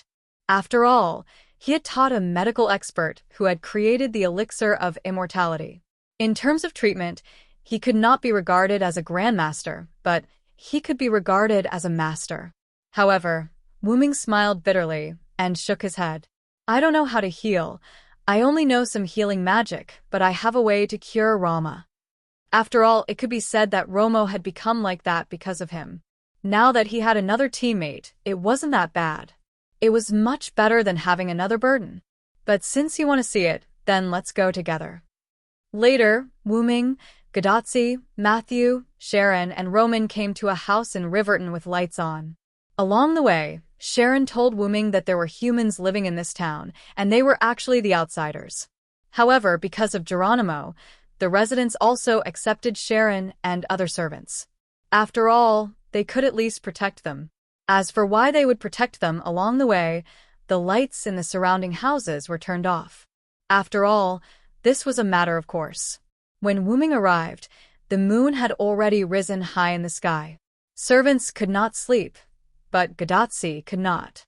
It could be said that if it were not for Wuming's unexpected arrival, Gadotsi would have fallen asleep long ago. However, Wuming's arrival was also an unexpected surprise for Gadotsi. Sharon knocked on the door of the room, followed by the sound of trotting, and the door was opened. "What are you doing? Don't you know that the wounded need to rest?" The person who came was a woman dressed like a battlefield doctor. She had a pretty face, a red top that looked like a military uniform, a black pleated skirt, white pantyhose, and short boots that reached her calves. She looked like both a nurse and a soldier, giving people a strange feeling. This is Miss Nightingale. She has very special medical skills. Sharon awkwardly introduced her to Wuming. Not only Sharon, but even Gadotsi, Mashu, and even Roman on the virtual screen had strange expressions on their faces. On the other hand, Wuming was baffled. She looked very normal. "It's already nighttime. The wounded need to rest. You should leave quickly. I still have to prepare for the amputation," Nightingale said calmly. According to Wuming's knowledge, Rama seemed to be the only injured person here. In other words, this servant wanted to perform an amputation on Rama? Then, Wuming heard Gadotsi and Matthew whispering behind him. Hey. Aren't there servants taking turns to guard Rama with Nightingale?" "What's going on? Senpai, have you forgotten?" When Senpai Cylinder arrived, almost all the servants had left. Mr. Geronimo did not come back, and Senpai Karen was with us. Just now, Miss Elizabeth, Mr. Robin Hood, and Mr. Billy Boy joined forces to suppress Kyoheim. Usually, they would take turns, but because of what happened just now, only Miss Nightingale is left here. Parmelia and Achilles naturally wouldn't watch Nightingale here to prevent her from doing anything to Rama. Fortunately, we came quickly. Listening to the constant whispering behind him, Wuming smiled awkwardly. He finally understood why everyone treated this angelic young lady with such special treatment. "Miss Nightingale, hello, nice to meet you. My name is Cylinder. Anyway, let's say hello first. Hello, Mr. Cylinder, do you need an amputation?" Wuming was silent for a while. "Why do you want an amputation so often? Are you that obsessed with amputation if that's the case?" "Ahem, it's like this. Achilles needs to be amputated. He specially asked me to invite you over," Wuming said in an extremely serious tone. "Is that so? I'll go over now. Help me take care of the wounded." Nightingale's eyes lit up, and she immediately returned to her room. A moment later, she walked out with 2 small green bags and walked toward Achilles' house. Anyway, the distance was not close, and it was enough for Wuming to treat Rama. "Cylinder, you really—" Sharon looked at Wuming with a dumbfounded expression. Wuming also coughed a few times awkwardly. However, "Achilles, my good brother, please do me a favor." If Achilles heard Wuming's words, he would definitely use his chariot to attack Wuming. Matthew and Gadotsi also fell into a reverie. The immortal body that was invulnerable to swords and spears needed an amputation, and the image of Achilles' limbs that Nightingale could not cut off no matter how hard she tried appeared in their minds. The direction, no matter what, Achilles will be fine. "Let's go in and take a look at Rama." Wuming smiled and then walked in. Sharon also knew his disciple's ability. Nightingale would not really amputate Achilles' limbs, so he stopped thinking about it and followed Wuming into the house. Gadotsi and Matthew saw that the 2 of them had entered, so they quickly followed. After all, the 2 of them were here to see how Wuming would treat Rama. As for Achilles? Ahem. Why would an immortal hero be afraid of a nurse? Let's not care about him for now.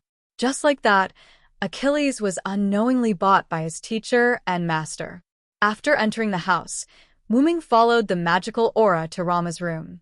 At that moment, Rama did not seem to have any injuries on his body, but his face was full of sorrow. He was unconscious, and his mouth seemed to be mumbling something. Sito, my Sito. At that moment, Wuming could only smile bitterly. He did not hate such an infatuated person. Moreover, she was like this because of him. Therefore, he was even more certain that he should save Rama. Rama's spiritual base is quite unstable now. It could disappear at any time. You can say that Rama's firm belief saved him. If not for that, I'm afraid that Rama would have left when he was unconscious, Sharon said beside Wuming. Wuming nodded and then looked at the unconscious Rama again. Indeed, Rama's belief was probably his wife, Sito. To put it simply, Rama is extremely lacking in magical power now. If he had enough magical power, he would be able to recover on his own without our help. At that moment, Roman, who had turned off the virtual screen for some reason, turned it on again and projected it in front of Wuming. Only magical power? Wuming was stunned when he heard that. That seemed to be right. Rama had to rush and release his noble artifact. He had to squeeze out his spiritual base because he did not have enough magical power. If he had enough magical power now, he might not be able to recover immediately, but at least he would not be on the verge of leaving. That's right. Because Rama is unconscious, Tachika can't sign a contract with him. However, even if she did sign a contract, Tachika probably doesn't have enough magical power, Roman said bitterly. Moreover, the other servants don't have much magical power to begin with.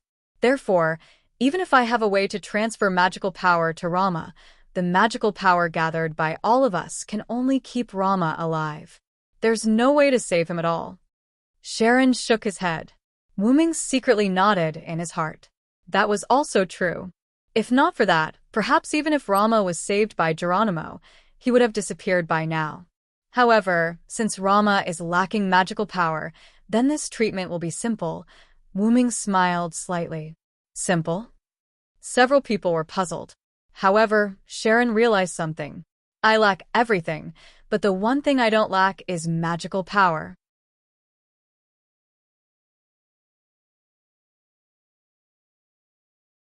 Chapter 490. After saying that, Wuming's body erupted with a huge wave of mana. Matthew and Gadotsi were directly pushed away, and Sharon had to struggle to maintain his body to not be pushed away. Roman's screen, on the other hand, disappeared due to the violent fluctuations of mana. Then, Wuming raised a hand in front of him, and countless amounts of mana in his body and the mana released outside of his body converged. Streaks of dark blue mana continuously converged. This was because the purity of the mana was so high that it could be seen with the naked eye, and this made Sharon tremble. Countless amounts of mana continuously condensed in Wuming's hand, and not long after, this mana formed a blue high-density mana crystal in the shape of a holy grail. With the appearance of this mana crystal, the wind in the room also disappeared. If not for the traces of chaos in the room and the fact that Gadotsi and Matthew were paralyzed on the ground from the wind, perhaps the wind just now would have been mistaken for an illusion. You recognize this thing, right? Wuming weighed the mana crystal in his hand and looked at Gadotsi and Matthew. The two of them stood up in a sorry state, patted their aching buttocks and nodded. I've seen it before. Chaldea has many mana crystals, but why is yours blue? And it's much bigger than Chaldea's. Gadotsi indicated that her mana crystal was a green cube, and it was in small pieces. There's more to be surprised about next. Wuming smiled, and then released his mana again. But this time, the mana released only filled Wuming's hand, so Gadotsi did not need to worry about being blown away again. The three of them just watched Wuming continue. Pure mana that was visible to the naked eye appeared in Wuming's hand. The dark blue mana climbed onto the blue Holy Grail crystal, and as if it was dyed, the Holy Grail crystal began to change color. Surprisingly, when the dark blue color covered the blue mana crystal, it didn't dye it a deeper blue, but a golden color. While he was at it, Wuming also smoothed out the edges and corners of the Holy Grail's crystal with magic. Just like that, a Holy Grail appeared before Gadotsi. The Holy Grail? Roman shouted in shock as the virtual screen reappeared. That's not it, Doctor. That's a mana crystal created by Assassin. It's just that it's been dyed with some color. After hearing Gadotsi's explanation, Roman calmed down and used the equipment to analyze the Holy Grail. In the end, just as Gadotsi had said, this Holy Grail was just a magic crystal. However, this was enough for Roman to look at Wuming in a different light, because this Holy Grail was indeed an incomplete Holy Grail. After Roman's examination, the Holy Grail, held by Wuming, also had an unimaginably large amount of mana. It was almost the same as the real Holy Grail. It could be said that the Holy Grail, held by Wuming, only had the characteristic of having a large amount of mana. Apart from that, this Holy Grail didn't have the ability of the real Holy Grail. However, just this alone was enough to surprise Roman. Just now, due to the influence of the magical fluctuations and the poor signal, the connection between Roman and Gadotsi was directly cut off. However, because Wuming's speed of condensing the mana crystal wasn't slow, it only took a few minutes for Roman to reconnect. In other words, Wuming created an incomplete version of the Holy Grail in just a few minutes. I'm afraid you're the only one who can do such a shocking thing in just a few minutes. Roman had a strange expression on his face as he said embarrassedly. Roman was naturally referring to Wuming's identity, and Wuming also understood what Roman meant. Then, looking at Gadotsi, who was staring at the Holy Grail in his hand, Wuming smiled. Then, Wuming threw the Holy Grail in his hand to Gadotsi. Under Matthew's worried gaze, Gadotsi caught the Holy Grail in a panic. There's no hurry to use this on Romo now. You and Matthew can take a look at it. Then, the two little girls, Matthew and Gadotsi, went to the side with the Holy Grail in their hands. They were still very interested in the item that was basically the same as the Holy Grail.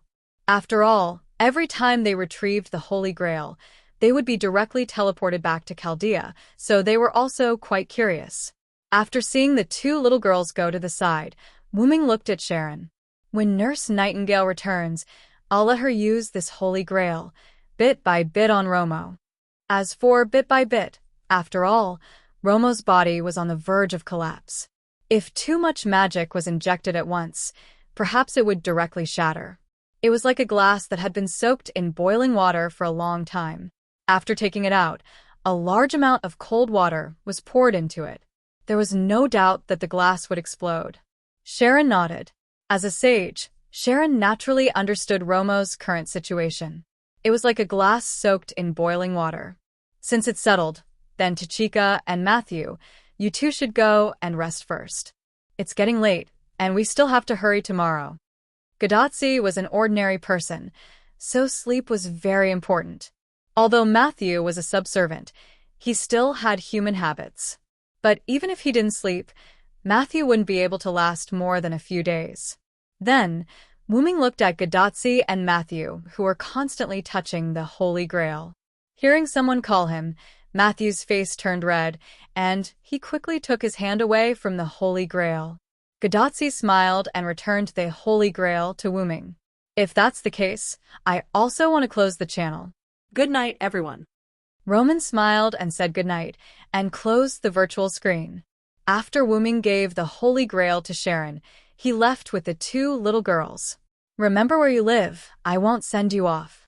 After all, Wuming didn't know the way, so he didn't want to send them off. Hey, don't, assassin. Matthew and I miss you. Come with us. Gadotsi instantly pulled Wuming's arm and acted like a spoiled child when Matthew's face turned red. Wuming smiled helplessly and nodded. Well, I have nothing to do now anyway. On the way to Gadotsi and Matthew's residence, Gadotsi kept chatting with Wuming. From time to time, she would act like a spoiled little sister to Wuming. This made Matthew, who was behind them, blushed. After all, this town wasn't that big. Even if Gadotsi deliberately slowed down, They arrived after chatting for a while. All right, hurry up and sleep. Otherwise, I won't bring you along tomorrow. Wu Ming patted Gudazi's little head dotingly. Matthew too. Don't delay your sleep because you care too much about your seniors. Even if you're a subservient, you're still a human. Sleep well. Matthew nodded with a red face. Good night, assassin. Then Matthew and I will go in first. After Matthew bowed to Wu Ming, he followed Gudazi into the room. Wu Ming, who stood outside the door, didn't leave immediately. Instead, he was thinking about something. Why do I feel that Tachika is getting more and more intimate? She's just like my little sister. Wu Ming thought about this problem and turned around to leave.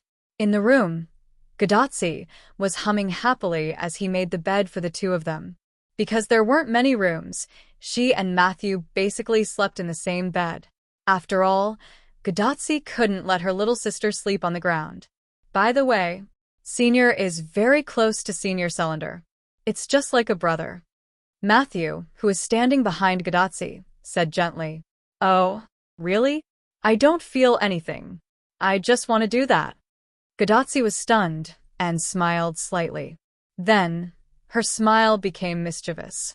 Could it be that Matthew is jealous? Gudazi looked at Matthew with sneaky eyes. How could it be? Matthew instantly panicked. But after seeing the look in his senior's eyes, he understood that his senior was teasing him.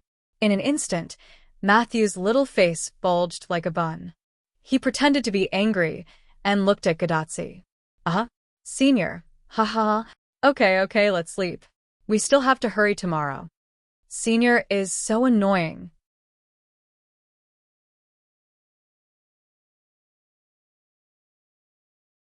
Chapter 491. The night went by silently. Early the next morning, Wu Ming knocked on Gudazi's door. The one who opened the door was naturally Matthew, who had the physique of a servant. Gudazi hadn't woken up yet, and when she saw Wu Ming, she kept yawning. Wu Ming smiled helplessly.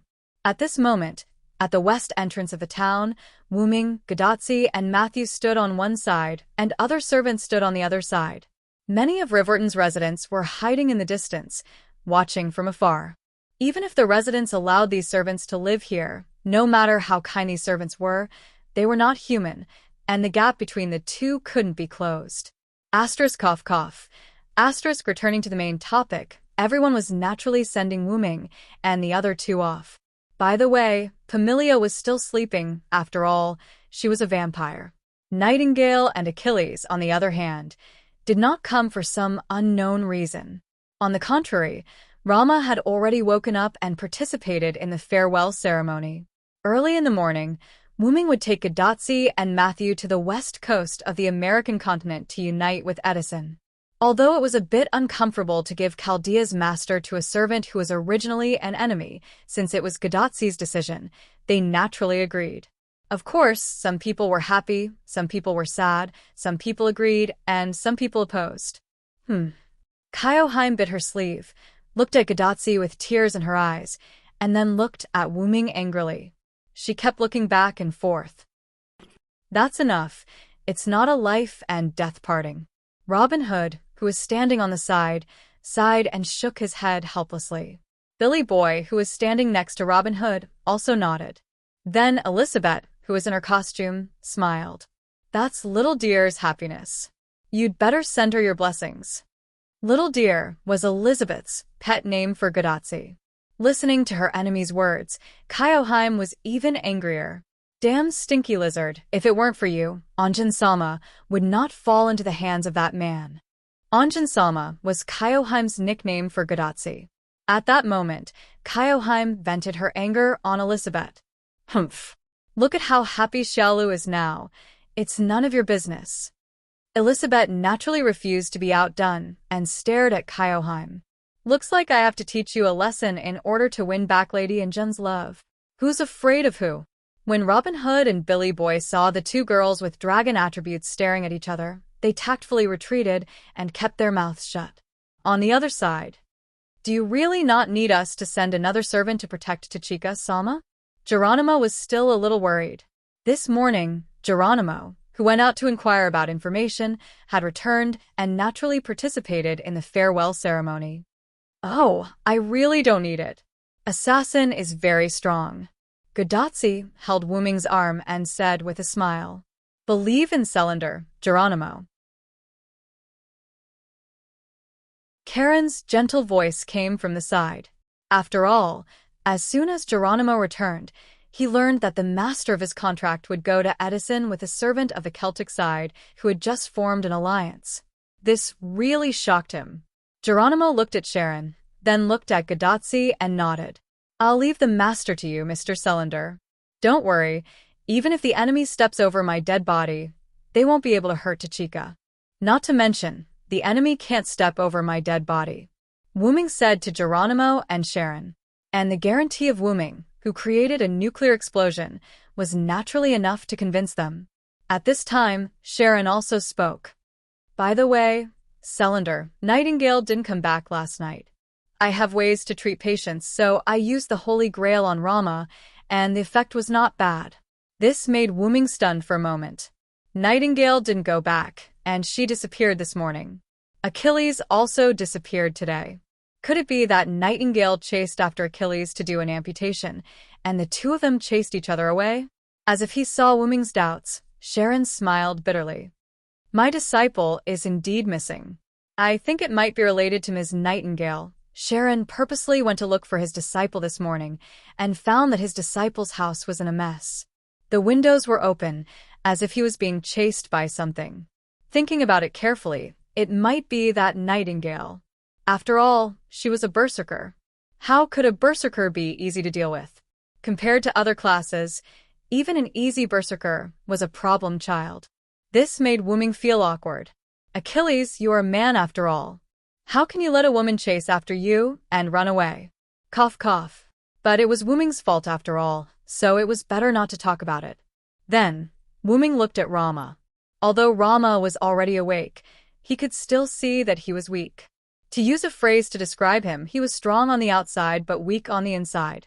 But it had to be said that Karen's medical skills were superb. But then again, now that all the tools were prepared, Sharon alone was enough to treat Rama. However, to be able to wake Rama up in one night, Wu Ming took another look at Sharon. To be able to teach a disciple who created the elixir of immortality, Karen's reputation as a sage was not to be underestimated. This was because Wu Ming felt that Rama would need at least a few days to wake up after experiencing the magic of the Holy Grail. Just as Wu Ming was pondering, Rama saw that Wu Ming did not speak. After hesitating for a while, he pulled a long face and spoke first. "I'm here to thank you. I was reckless when we first met. Thank you for saving my life." Rama was obviously talking about the incident where he threw the relic without hesitation. Although Wu Ming and Carl were on the same side, Wu Ming had just been summoned after all. The kidnapping of Sito probably had nothing to do with Wu Ming. Rama understood this as well. However, as he was too emotional at that time, he ended up harming himself. "After all, they are now my subordinates in name. But don't worry, I won't do anything to your Sito anymore. On the contrary, I'll help you to save your Sito." Again, Wu Ming had a good impression of the infatuated man. If possible, Wu Ming did not mind helping him. "You're right.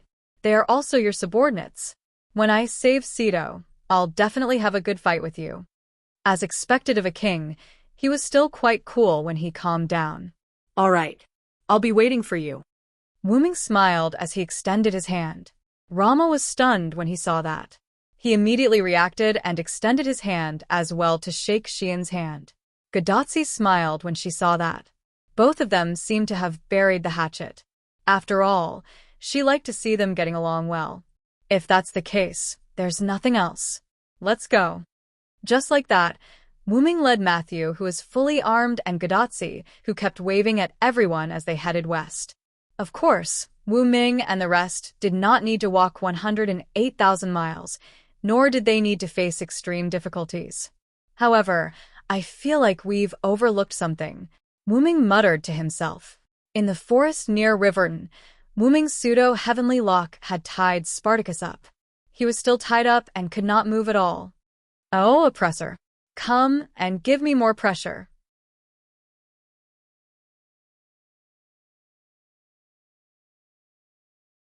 Chapter 492. In the northwest of the Rocky Mountains, a 4 or 5 meter long white deer was jumping on the mountain like a spirit, running towards the west. This white deer was naturally the white deer that Wuming sat on before, the vehicle of the holy spear Yggdrasil. It was neither alive nor emotionless, and was completely controlled by Wuming. After walking for a few minutes, Wuming thought that the speed was too slow and threw his spear to the ground. Then, the holy white deer based on Funbaba appeared in front of Gadotsi and Matthew. The appearance of the white deer made the two little girls feel good. After all, the white deer's appearance was still good enough. Then Wuming, Gadotsi, and Matthew rode the white deer. Because of the increase in the number of people, the white deer that Wuming summoned was naturally a little bigger, making it more convenient for the three of them to ride. Wuming sat on the back of the white deer, holding Gadotsi in his arms, while Matthew sat behind Wuming and hugged Wuming tightly. Gadotsi closed her eyes and looked carefully. Her breathing was steady. There was no doubt that Gadotsi had fallen asleep. Wuming saw that Gadotsi was sleep-deprived, so he used hypnosis to make Gadotsi fall asleep. Of course, Gadotsi naturally didn't know that. She just felt very sleepy, so Wuming proposed that he could hold Gadotsi, and Gadotsi gladly accepted. Wuming still used magic to make Gadotsi's senses change. Even in the violent vibration, Gadotsi felt stable, so the constant jumping of the white deer did not affect Gadotsi's sleep. On the other hand, Mashu was a little scared because of the speed of the white deer, so she hugged Wuming tightly. But after a period of adaptation, he got used to it. It was like riding a bus, watching the surrounding scenes receding, but he still hugged Wuming's waist tightly. Matthew's shield was hung on the white deer's tail by Wuming's control. The white deer's tail was like a ponytail. The snow-white long tail tied Matthew's shield, so there was no need to worry about the white deer's running and jumping. After all, the white deer's body was not much bigger, so it was not easy to put a shield on it. The speed of the people riding the white deer was a lot faster. In less than 2 hours, Wuming and the other two were about to leave the Rocky Mountains. In this way, we can be considered to have left the territory of the Japanese forces, Wuming said lightly. Along the way, Matthew told them about the Holy Grail forces in the Rocky Mountains. According to Matthew, there were no traces of humans in the entire Rocky Mountains. The whole mountain was full of ghosts. There were ghosts with green faces and fangs, and there were also ghosts without bodies. In short, no matter what kind of ghosts they were not something that the humans in the United States could deal with. The ghosts should be the soldiers of the Holy Grail forces. This was what Wuming said to himself when he first heard Matthew's explanation. Celtic had Wuming soldiers, Greece had Dragonfang soldiers, and Rome had Roman soldiers. Just like other forces, Japan also had its own ghost soldiers. The reason why the residents of Riverton allowed the servants to move in was because of the ghosts attacking the humans. The Celtic and Roman troops were not only soldiers, but they were also far away from here. However, the territories of Japan and Greece happened to be on both sides of Riverton. Moreover, ghosts and Dragonfang soldiers were really like wild beasts. Before the servants lived in Riverton, not only Riverton, but also the residents of the Missouri River Valley often suffered from sparse Dragonfang soldiers and ghosts. They only knew how to use guns, so how could they fight against these enhanced version of skeletons and ghosts? Naturally, they needed the help of the servants. Later, when Wuming asked who the leader of the ghosts was, Matthew shook his head. Matthew told Wuming that the one who went to explore the Rocky Mountains was Robin Hood. Because there was no one in the Rocky Mountains, only Robin Hood, who was known as the King of Faceless, had the ability to explore such a place. According to the exploration, Denver was determined to be the gathering place of the Holy Grail forces in Japan. However, he did not enter Denver because Robin Hood had sensed a large amount of poison before he even reached Denver. Robin Hood was also a master of poison, so he was very sensitive to poison. Under the premise of ensuring his own safety, Robin Hood collected some information and left. After that, everyone knew that the Japanese forces were not to be trifled with. At least, not many servants could ignore those poisons. Especially Sharon, who couldn't stand the Hydra's poison and chose to commit suicide. It was estimated that as long as Sharon approached, he would be poisoned to death. Even Kyoheim, who was originally a member of the Japanese forces, didn't know.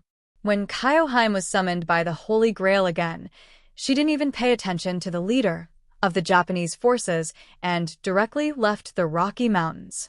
Coincidentally, no one stopped Kyoheim, so she was released. In this way, Kyoheim, who pursued her love, betrayed her original side without any information. Perhaps because of this reason, Kyoheim was a little more honest. However, in Kyoheim's words, all of this was for love. For Kyoheim's Anjin Sama, in short, even Matthew didn't know the specific situation of the Japanese forces. However, Wuming had some idea in his mind. Japan leader, ghost, poison. He could only think of Shitendaji. I don't know if Shitendaji here has the memory of burning Winterwood City. If so, it would be difficult to deal with. Wuming didn't know Shitendaji. Apart from the historical records, Wuming only knew that she was a female ghost who could eat people, drink wine, and didn't care about trifles. Yes, and the most important point, she did things completely according to her preferences. If she was persistent, she wouldn't let others feel comfortable even if she died. From the poisonous wine gourd in Winterwood City, it could be seen that Shitendaji, who used all her strength to release her noble phantasm, really disgusted Wuming. It really confirmed that sentence. Even if she died, she wouldn't feel at ease. It's better to leave here quickly. Thinking like this, Wuming controlled the white deer to speed up a little, wanting to leave this junction quickly. After Wuming and others left the Rocky Mountains, in the place where Wuming and others were just now, a purple and quite exposed figure appeared. What a delicious smell! After leaving the Rocky Mountains, Wuming was temporarily relieved. Fortunately, there was no Shitendaji who blocked the road to rob them. Then, Wuming and others entered a flat area that looked like a plain but was actually a plateau.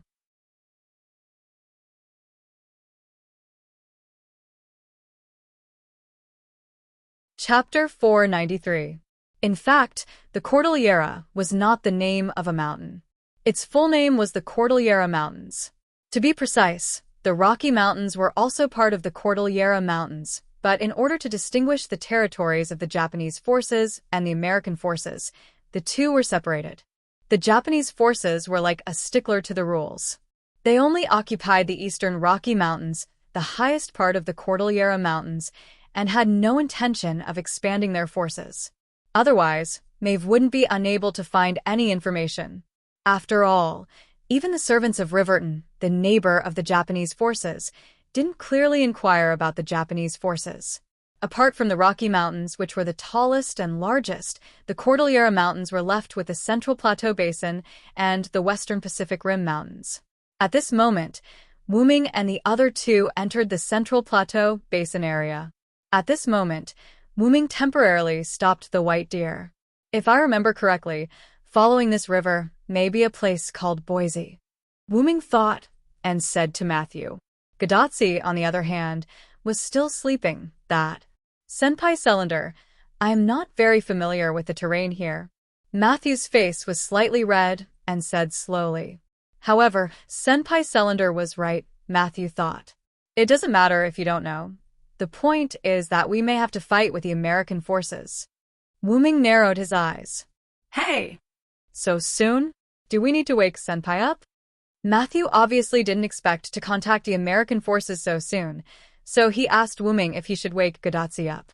There's no rush now. There's still some distance before we reach Boise. Let her sleep for a while longer. Wuming caressed Gadatsi's hair lovingly. Looking at the sleeping face, Wuming felt like raising a daughter. Senpai Cylinder is really gentle to Senpai. Matthew didn't know if he was envious or gratified. Seeing Matthew like this, Wuming smiled helplessly. Then he spoke to Matthew. Of course, I'm also very gentle with you. Wuming raised his hand and stroked Matthew's short hair. After all, Matthew is also a little girl worthy of love, not to mention, Matthew, you have inherited the power of Galahad. Galahad and I have a special relationship. Wuming's words stunned Matthew. Could it be that Senior Cylinder had another identity? Matthew was puzzled. Although Matthew wasn't a particularly smart person, he wasn't stupid either. Judging from the dual identities of Jack the Ripper and Cylinder, he was definitely not an ordinary person. In that case, Galahad was related to him. Could he be a Knight of the Round Table? Then, just as Matthew's thoughts were running wild, Wooming spoke again. Of course, even without Galahad's power, I would still be gentle to you. He pressed Matthew's little head a little harder and pulled Matthew out of his thoughts. Then let's go. Let's fight them first. Then, Wooming drove the white deer again. The white deer carried Gadotsi, who was sleeping soundly in Wooming's arms, Wooming, who was full of fighting spirit, and the confused Matthew as they moved quickly toward Boise. When they were still a short distance away from Boise, Wooming deactivated the white deer state of the Holy Lance. It wasn't to show his sincerity, but because he had encountered an enemy. Then, a minute later. Slash dash. Boom dash. The last robot infantry was cut in half with one shot. With the explosion, the 100-man robot infantry unit disappeared from this singularity. Gadotsi and Matthew were stunned as they watched Wooming walk out of the explosion with a comfortable expression. From the moment the three of them encountered the 100-man robot infantry unit, Wooming gently woke Gadotsi up. Matthew and Gadotsi got off the deer, and the white deer turned into the Holy Lance. It took almost 30 seconds. Then, when Matthew wanted to fight these robot infantry with Wooming, they saw how quickly they were dealt with as if they were vegetables. Strictly speaking, Wooming needed to kill at least 3 or 4 robot infantry per second, and that was strictly according to 30 seconds. Of course, it must have been less than 30 seconds. Because in the battle just now, Wooming killed more than a dozen robot infantry, with one shot more than once. Let's go. It's time to meet the servant. Forget it, it's over anyway. With this in mind, Gadotsi and Matthew smiled awkwardly, then followed Wooming to Boise. After walking for almost a minute or two, Gadotsi and Matthew noticed the fortress-like town in front of them and a white-haired man holding a golden lance and wearing golden armor standing alone in front of the fortress, with his eyes closed. Karna. Gadotsi and Matthew didn't know this person. After all, Gadotsi and Matthew didn't see Karna when they were in Winterwood City. At the beginning of the battle between Karna and Gilgamesh, Gadotsi naturally didn't have the chance to see it. Later, when everyone went to the Uzong Mountain, Karna only appeared to snipe Gilgamesh, but he was quickly rescued by Marshal Gil-Darice. After that, because of Astrio's noble phantasm, Gadotsi and Matthew didn't see Karna. After that, Karna was eliminated by Gilgamesh. It had to be said that this was a really sad story. Because of this, when Gadotsi and Mashu saw the white-haired man with golden armor and golden spear, they didn't recognize him. However, this didn't prevent Wooming from knowing Karna. Whether it was the Battle of the 14 Riders or the burning Winterwood City, Wooming had contact with him. In the Battle of the 14 Riders, Wooming defeated Karna by cheating. In Winterwood City, because of his rank, Gilgamesh replaced Wooming to fight Karna and defeated him in the end. Wooming wanted to laugh. He was almost the same as Zhou. He was on the opposite side of Karna, and he was always beating Karna. However, to be able to meet Karna 3 times outside the Martyr's Palace, it could be said that it was fate. He just didn't know if this Karna had Wooming's memories. However, Garna of Fuyuki City has the memories of the battle between the 14 Riders and the 14 Riders because Wooming felt that Garna also has the memories of those 2 battles. Sure enough, you are also in this singularity. Karna opened his eyes and looked at Wooming. Sure enough, Karna remembered Wooming. I didn't expect that we would meet again. It's really fate, Karna. Wooming smiled. Karna also nodded, then looked at his hand that wasn't holding the spear. Yes, the identity of a servant can really make such miracles happen. When Wooming and Karna were chatting, Gadotsi was indeed shocked. Karna, the god-killing hero who was defeated by the Hero King before I even met him. Now I see him in person. After all, she didn't see his real face last time, so Gadotsi was quite regretful. Indeed, I can feel a very dangerous aura from Mr. Karna. It's like the fire of the sun that can burn everything. Matthew said solemnly as he sensed the magic power that Karna was gradually emitting. He was ready to protect his master with his shield. By the way, I feel that Karna and Assassin are close. Why don't you do us a favor and let us pass? Gadotsi looked at Karna with a smile. Is this the master of Chaldea? Although he looks trustworthy, he's still a bit immature. Karna glanced at Gadotsi expressionlessly. Then, Karna waved his golden spear at Wuming. I've already accepted Edison's request and worked for him. He asked me to guard this place. Gadotsi, who felt that things were going to fall through, looked a little depressed. But if it's him, I can let him pass. It seemed that Karna had some understanding of Wuming after many competitions, and it was a positive understanding. Just as Gadotsi's sadness turned into joy, Karna spoke again. But it's rare for us to meet. It's not right to let him pass without a fight. With that, Karna rushed at Wuming.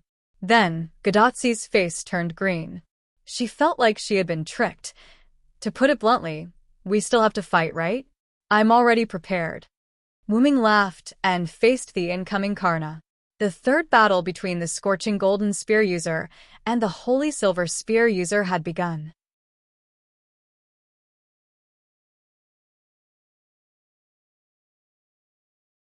Chapter 494.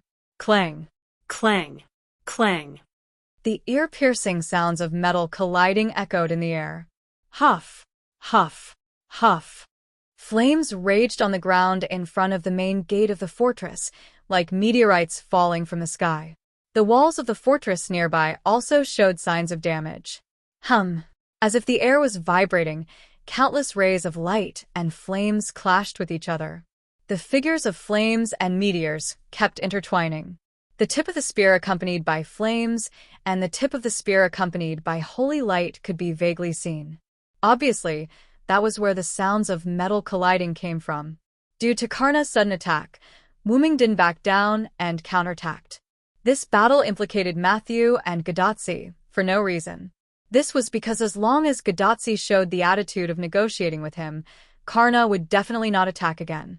However, this time, Wuming was involved. Although he had joked that Wuming was like Zhou to Karna, in fact, Karna did have some feelings for him. After all, even a saint would be prejudiced if he kept losing to the same person, let alone Karna. As a result, Karna and Wuming fought for the third time. Both the overflowing magic power and the airwaves caused by the battle affected a shield on the battlefield.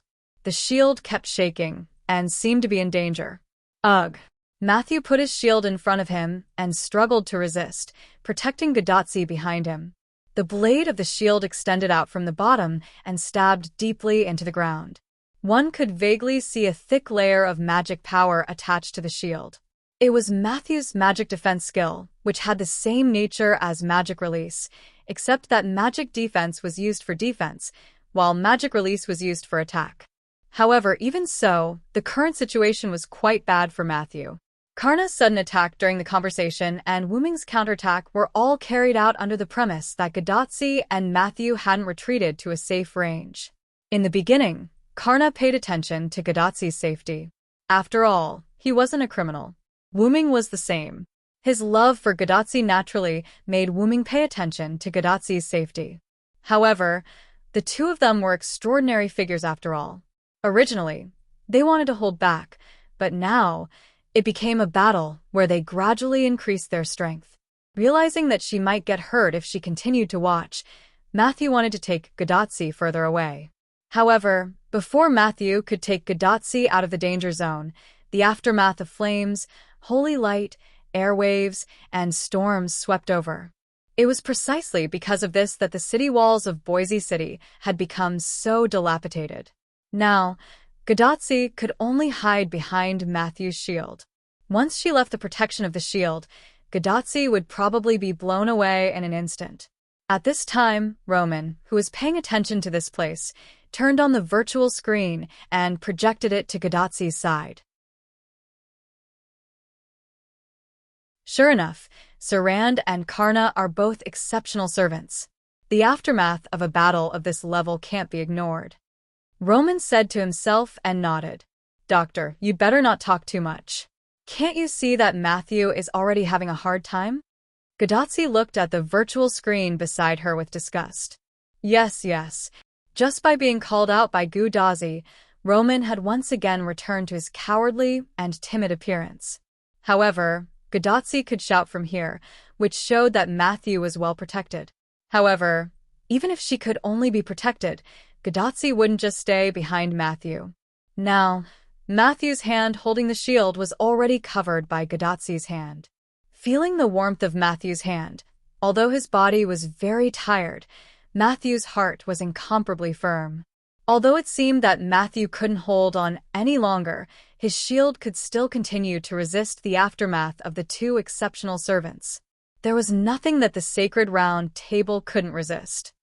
Doctor, is there no way to stop them? Gadotsi roared like a child. However, this was a last resort.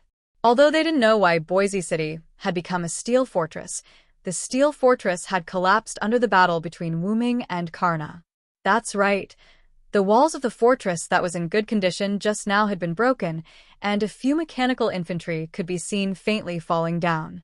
Not only that, but the ground where Matthew and Gadotsi were standing also began to crack. If they waited for Wuming and Karna to fight for a while longer, there was no doubt that the two of them who had released their noble phantoms would destroy the fortress. What can I do? Roman scratched the back of his head weakly. At this moment, Wuming and Karna separated, and the fight naturally stopped. However, this also proved that the two of them weren't too immersed in the joy of fighting. If we don't release our noble phantoms, we won't be able to determine the winner in a short period of time, Karna said lightly. After all, during the Battle of the 14 Horsemen, Wuming and Karna couldn't determine the winner in terms of martial arts, so they still had to rely on their noble phantoms. When he said that, Gadotsi, Matthew, and Roman were shocked. If he released his noble phantoms, Gadotsi and Matthew would be in trouble. Even so, you and I don't want to release our noble phantoms, right? Wuming threw the spear in his hand, and the spear turned into white light and merged into his body. That was not the real holy spear Yggdrasil, but a noble phantoms based on the identity of the Holy King. After all, the real Yggdrasil was still in Uruk. Moreover, this time, it's not pure martial arts. Your flame and my light are not simple things just like this. Wuming raised one of his hands, and a white light emerged.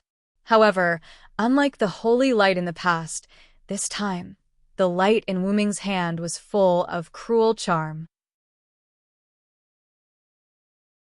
Just like the church organization in fantasy novels, there were many gentle and amiable church members, but there were also church members who were responsible for judgment. At this moment, Wuming's light was in such a form. This time, my one. Wuming smiled slightly at Karna. After Wuming finished speaking, Karna did not answer, but fell into silence. I feel that Assassin's aura is a little different. It's a bit serious. Is it an illusion? Gadotsi approached Wuming and looked at the light in confusion. Maybe it's really like what Senpai Cylinder said, these lights are not simple things. Matthew also came over. Matthew and Gadotsi, one on the left and one on the right side of Wuming, looked at the light. At this moment, Matthew had already put down his shield, and the two had already begun to move toward Wuming. Some of the conversation between Wuming and Karna naturally fell into the ears of Gadotsi and Matthew. Indeed, the current you is somewhat different from the two you that I met before.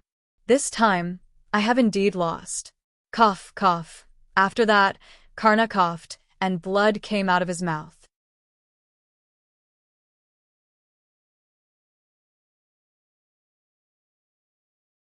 Chapter 495. Although Karna was coughing up blood, his face did not change much. He was still pale because he was a Caucasian. After calmly wiping away the blood that he had coughed up, Karna put away his golden spear. However, unlike Wuming, he could not put the spear back into his body. Instead, he made the golden spear disappear into the air as if it was spiritualized. However, at this moment, Roman was a little uneasy. Are you for real? Karna was beaten to the point of vomiting blood. Roman looked at Wuming in surprise. Well, Doctor, what's so strange about that? Matthew, the good student, raised his hand and asked. Karna has the golden armor given to him by the Indian sun god, Surya. It's safe to say that almost nobody can hurt him, Roman answered Matthew's question. At this moment, Karna continued Roman's words. That's right. My armor can block 90% of the damage. Even if it's a grade A+ military relic, I can still take it head-on. Hearing Karna's confession, Gadotsi, Matthew, and even Roman were shocked. It was amazing that he could take a hit from a grade A+ relic. Even Wuming, who already knew the truth, thought that Karna was cheating. Even Wuming himself did not think that Karna was as crazy as he was.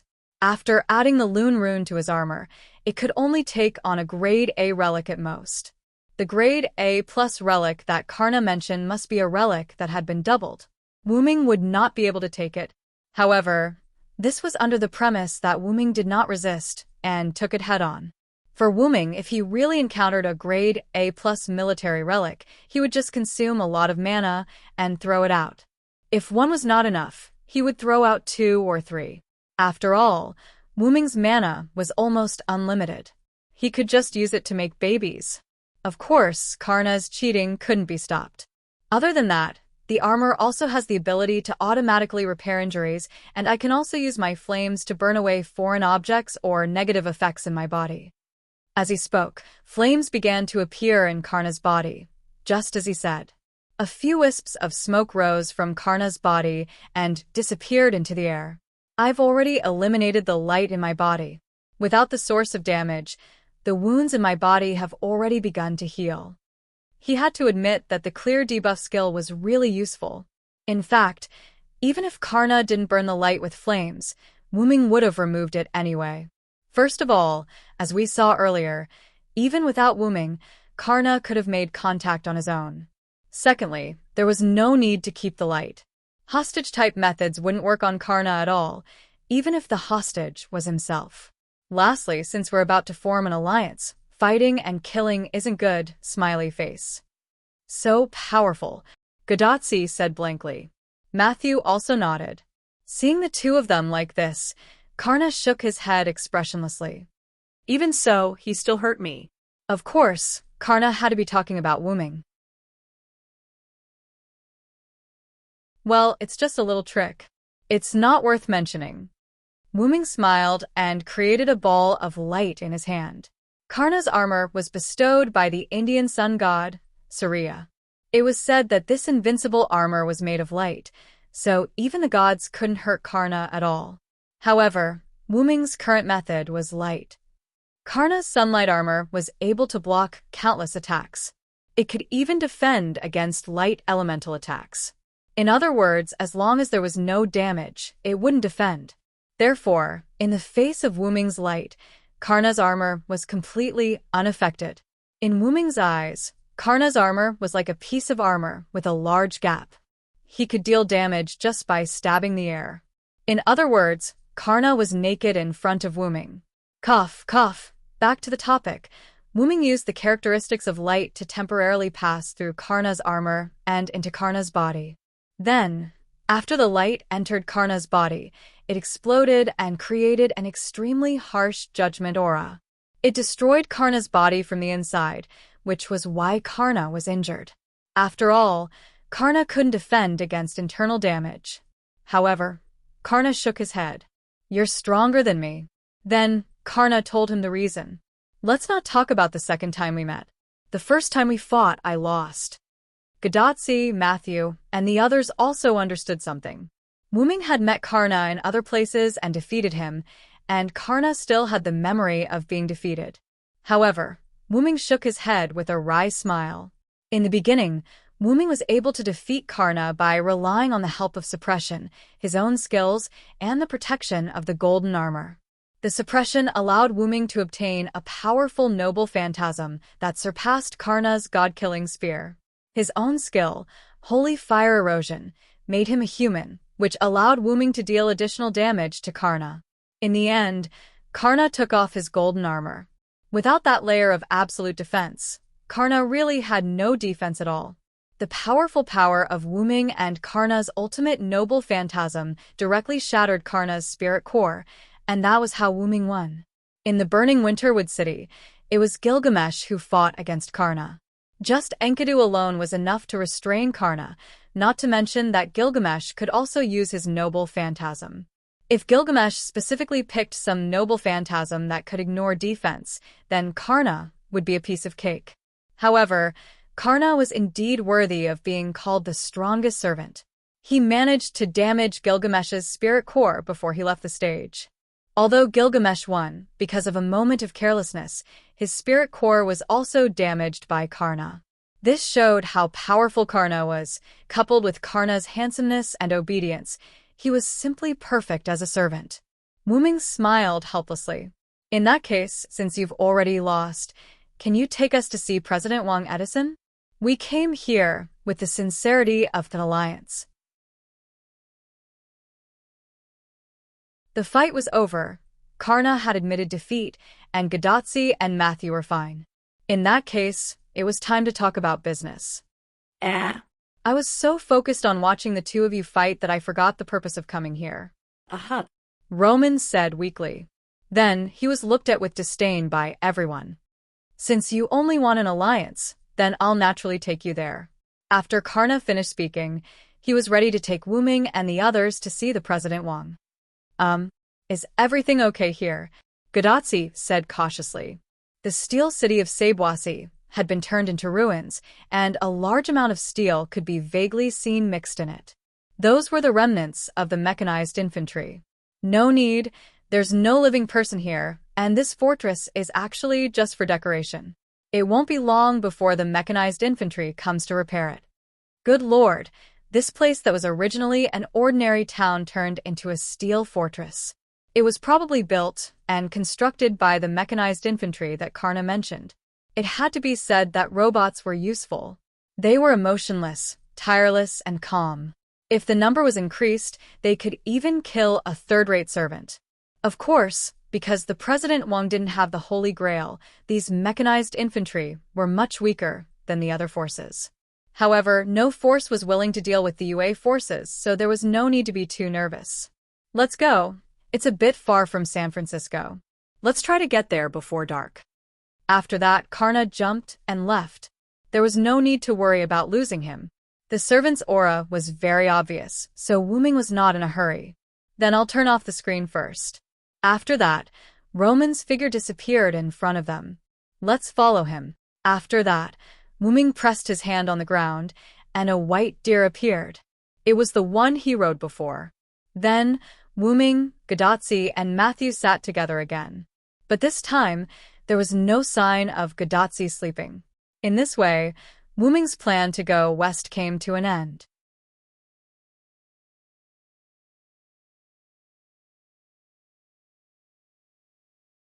Chapter 496. Wuming, Gadotsi, and Matthew rode the white deer and followed Karna. Although Karna ran very fast, the white deer controlled by Wuming was not slow either. Hence, Karna had no intention of slowing down, or rather, he had no intention of slowing down from the beginning. In this way, with Karna's pass, Wuming and the others could be said to have a smooth journey. Witnessing the scene of the mechanical kingdom along the way, Gadotsi and Matthew were quite surprised. Even Wuming was a little surprised. Along the way, basically every town had become a steel fortress, just like a modern town. Every city had stable residents, and there were also a small number of mechanical infantry. Other than that, there were a large number of mines in the central and western part of the Cordillera Mountains. There were a large number of mechanical infantry, with all sorts of tools such as picks, shovels, chisels, and so on. Countless minerals were being transported in the direction of San Francisco. Wuming guessed that it was likely to be the raw materials for the production of mechanical infantry. I'm afraid that these mechanical infantry were created by Edison. This was Wuming's judgment at that time. However, both Gadotsi and Matthew felt that it was right. After all, Edison was an inventor, and it was not unacceptable for him to produce these mechanical infantry through noble relics or skills. After all, they were servants, and the definition of ordinary people lost its effect. Indeed, these mechanical infantry were all created by Edison alone. Karna also nodded. However, Wu-ming was quite concerned about this sentence. They were created by one person, and there were so many of them. Although the strength of these mechanical infantry could not compete with the soldiers of other forces at all, and could even be said to be crushed, these mechanical infantry were equipped with special equipment. Most of these mechanical infantry were mainly armed with machine guns, and Wu-ming could feel the magic and threat from these machine guns. Previously, when Wu-ming and the others were attacked by a team of 100 mechanical infantry, those mechanical infantry used machine guns. Wu-ming, who took a few hits, could determine that although there was not much magic and the threat was very small, there was no doubt that those machine guns were comparable to low-level noble relics. On the shells of those mechanical infantry, Wu-ming also felt the same magic, so Wu-ming speculated that the shells of these mechanical infantry were also comparable to low-level defensive noble relics and could even be used to hit people. However, even so, they could not resist Wu-ming's spear. A low-level noble relic was a low-level noble relic. Wu-ming's spear was enchanted, and piercing these mechanical infantry was as easy as piercing paper. Of course, even if he didn't add magic to the weapon, it wouldn't be too difficult to stab with the spear. It would only be like piercing through cardboard. It was precisely because of this that the team of 100 mechanical infantry they encountered earlier was so easily annihilated by Wu-ming. However, if compared to the soldiers of the other forces, it was almost enough. After all, mechanical infantry used machine guns, and this was the only force that used firearms among the several forces. Although they could also compete in numbers, the other forces were blessed by the Holy Grail, so it was obviously unwise to compete in numbers. Of course, if Edison's production speed was enough to rival the other forces blessed by the Holy Grail, or even surpass them, it was not impossible to compete in numbers. Wu-ming still remembered the incident where Edison only slept for 3 to 4 hours when he was alive. On the way, he even joked, maybe this incident was sublimated into his noble relic or skill. Although it did become Edison's noble relic or skill. And it was Edison who told them personally after the success of the joint operation. We're here. San Francisco is right in front of us, the base camp of our force. Karna stopped and said to Wu-ming and the others behind him. Looking at the gradually darkening sky, Wu-ming felt that with Karna leading the way, it would indeed save them a lot of effort. Although Wu-ming also knew that Edison's base camp was in San Francisco, and he also knew the general location, he had not been to this place before. Compared to fumbling around on his own, it would be faster to have a familiar person leading the way. Then let's go. Get ready to form an alliance with Edison. Then, the 4 of them entered San Francisco together and came to a palace-like house. Although it looked like a luxurious house from the outside, the interior was not that outstanding. The structural materials were just like an ordinary house. The only difference was that the interior space was not small. This should be Edison's office or laboratory. Wu-ming guessed. Then, under Karna's lead, they came to a house that looked like a living room. There were ordinary wooden sofas, ordinary tables, ordinary tea sets, and ordinary plain water. It seemed that after Edison was driven here, he did not have a good time. Wu-ming thought. Or rather, Edison did not deliberately pay attention to these things. Then, where did his attention go? Of course, it was on the mechanical infantry. After Karna entertained Wu-ming and the others for a while, he let Wu-ming and the others stay here alone. Then, Karna left, probably to find Edison. However, it was really fortunate that it was Karna. If it were someone else, even if Wu-ming and the others said that they wanted to negotiate, the other party would not let Wu-ming and the others sit here like this. No matter what, he had to find someone to look after Wu-ming and the others. After all, it was not completely determined whether Wu-ming and the others were really here to form an alliance. What if Wu-ming and the others had other purposes and took advantage of Karna's absence to carry it out? Only Karna, who had the skill of the poor, dared to do this. Poor's knowledge. Karna was lucky enough to ask the weak about their lives and values. He could see through the other party's character and attributes, and he would not be deceived by verbal excuses. In addition to not being deceived by falsehood, He also had the characteristic of not being deceived by false words. Karna could tell that Wuming and the others were not lying through this skill. Coupled with Karna's understanding of Wuming, he was very relieved to let these outsiders stay here alone. I can only say that, as expected of Karna, Wuming drank a mouthful of plain water and said indifferently. Gadotsi and Matthew were stunned by Wuming's sudden words.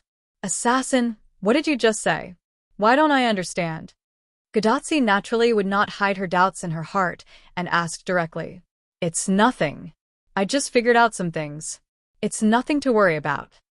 Wuming then smiled helplessly and waved his hand, indicating that they should not worry about him. Since Wuming said so, Gadotsi and Matthew naturally did not pay any more attention to him. At this moment, the door of the room was opened, and a strong blue lion had walked in.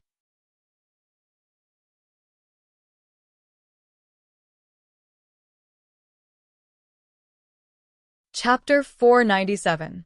The door was pushed open, and a strange creature with the body of a human and the head of a lion walked in. The newcomer was dressed in blue tights. His muscles were bulging, and he seemed to be quite powerful. He wore red gloves with silver edges and dark brown men's boots. He also had a red cape with white stripes that reached his ankles from the back of his waist to the side of his waist. There was a metal plate on his chest that looked like the mouth of an energy cannon, and there were stripes around it that looked like a hero who fought monsters. There were 2 large bulbs on his shoulders, but the most eye-catching thing was the white lion's head. Oh. Is this the Master of Chaldea? It's an honor to meet you. With your help, our wishes will come true. The lion's head spoke in a lion's voice as soon as it appeared. Gadotsi and Mashu were stunned when they saw the lion's head, because the contrast was too big. Now they felt like they were watching a comedy. Wuming was also curious about the lion's head, but he was not as stunned as Gadotsi. "You must be President Wang Edison." Gadotsi and Matthew widened their eyes as soon as Wuming finished speaking.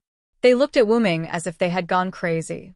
Wuming pretended that he did not see them, and the lion's head, Edison, did not notice Gadotsi and Matthew's expressions. He was looking at Wuming. Oh, you're right.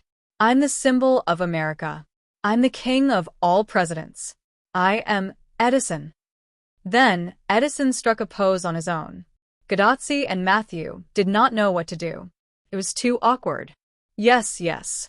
President Wang, please move aside. Your body is too big. Then, an intellectual female voice was heard. Oh. Sorry. With that, Edison walked towards the interior of the room.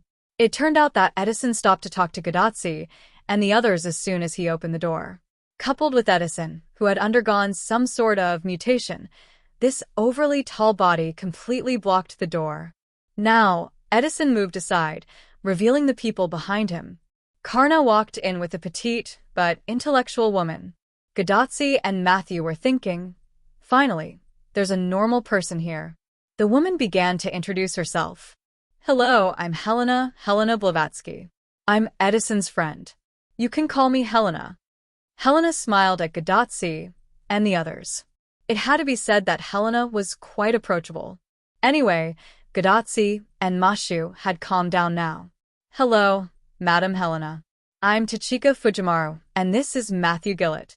Nice to meet you," Gadotsi said happily. "Hello, madam," Matthew said politely to Helena. Sure enough, compared to the cold-hearted Karna and the lion-headed Edison, the gentle and intellectual Helena was more likable. Ah, what an obedient child.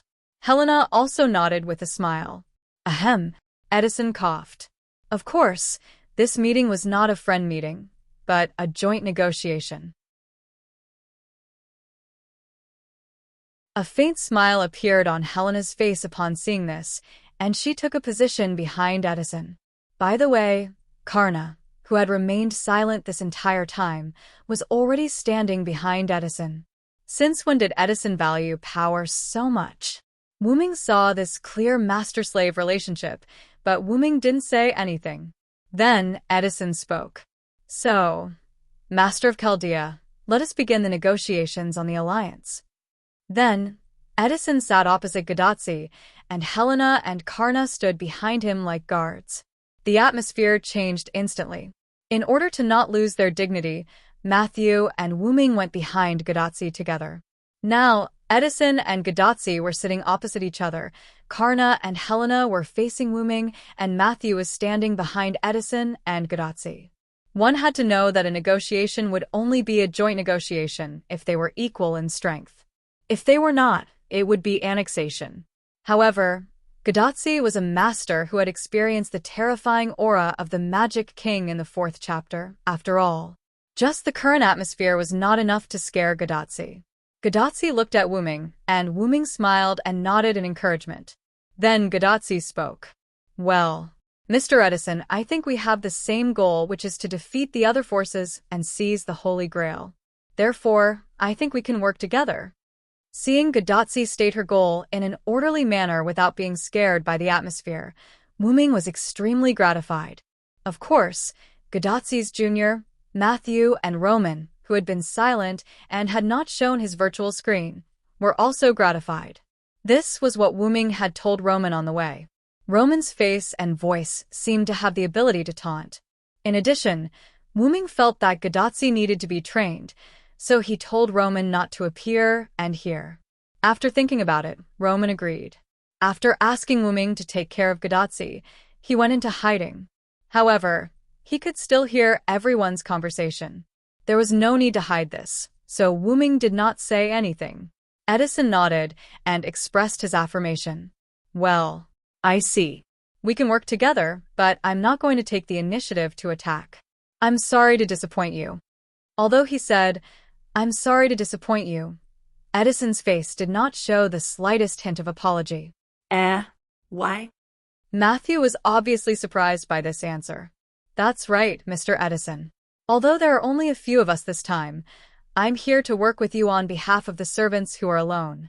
We have gathered Sharon, Achilles, Nightingale, Geronimo, and many other servants. I believe that we can save this era if we work together. Hearing Gadotsi's words, Edison was not surprised. Instead, he touched his chin and thought, Oh.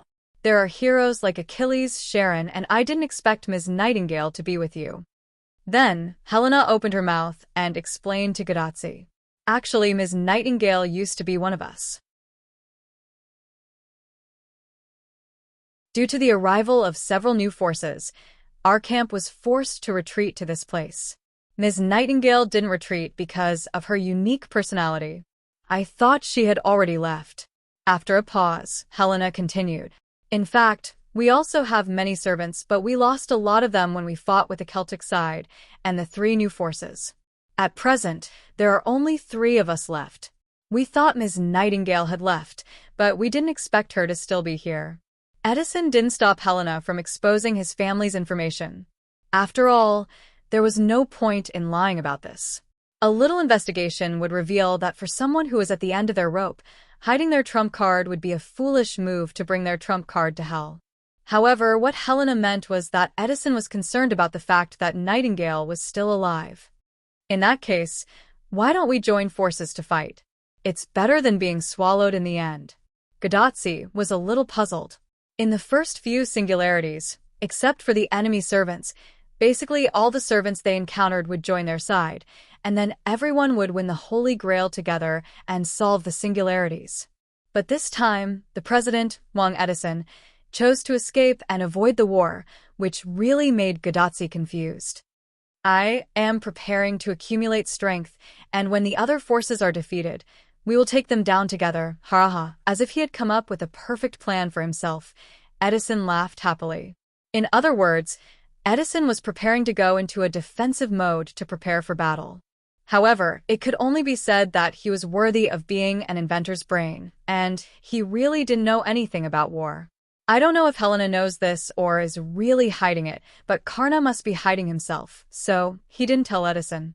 So, Edison, what if the other forces join forces to destroy you first? Wuming said directly, without even using honorifics, and told Edison what Karna didn't say. Looking at Edison, who was a little stunned by his straightforward words, the corners of Wuming's mouth rose slightly. He was prepared to cooperate with Gadotsi, to play the role of the good cop while he played the role of the bad cop and put on a two-man show.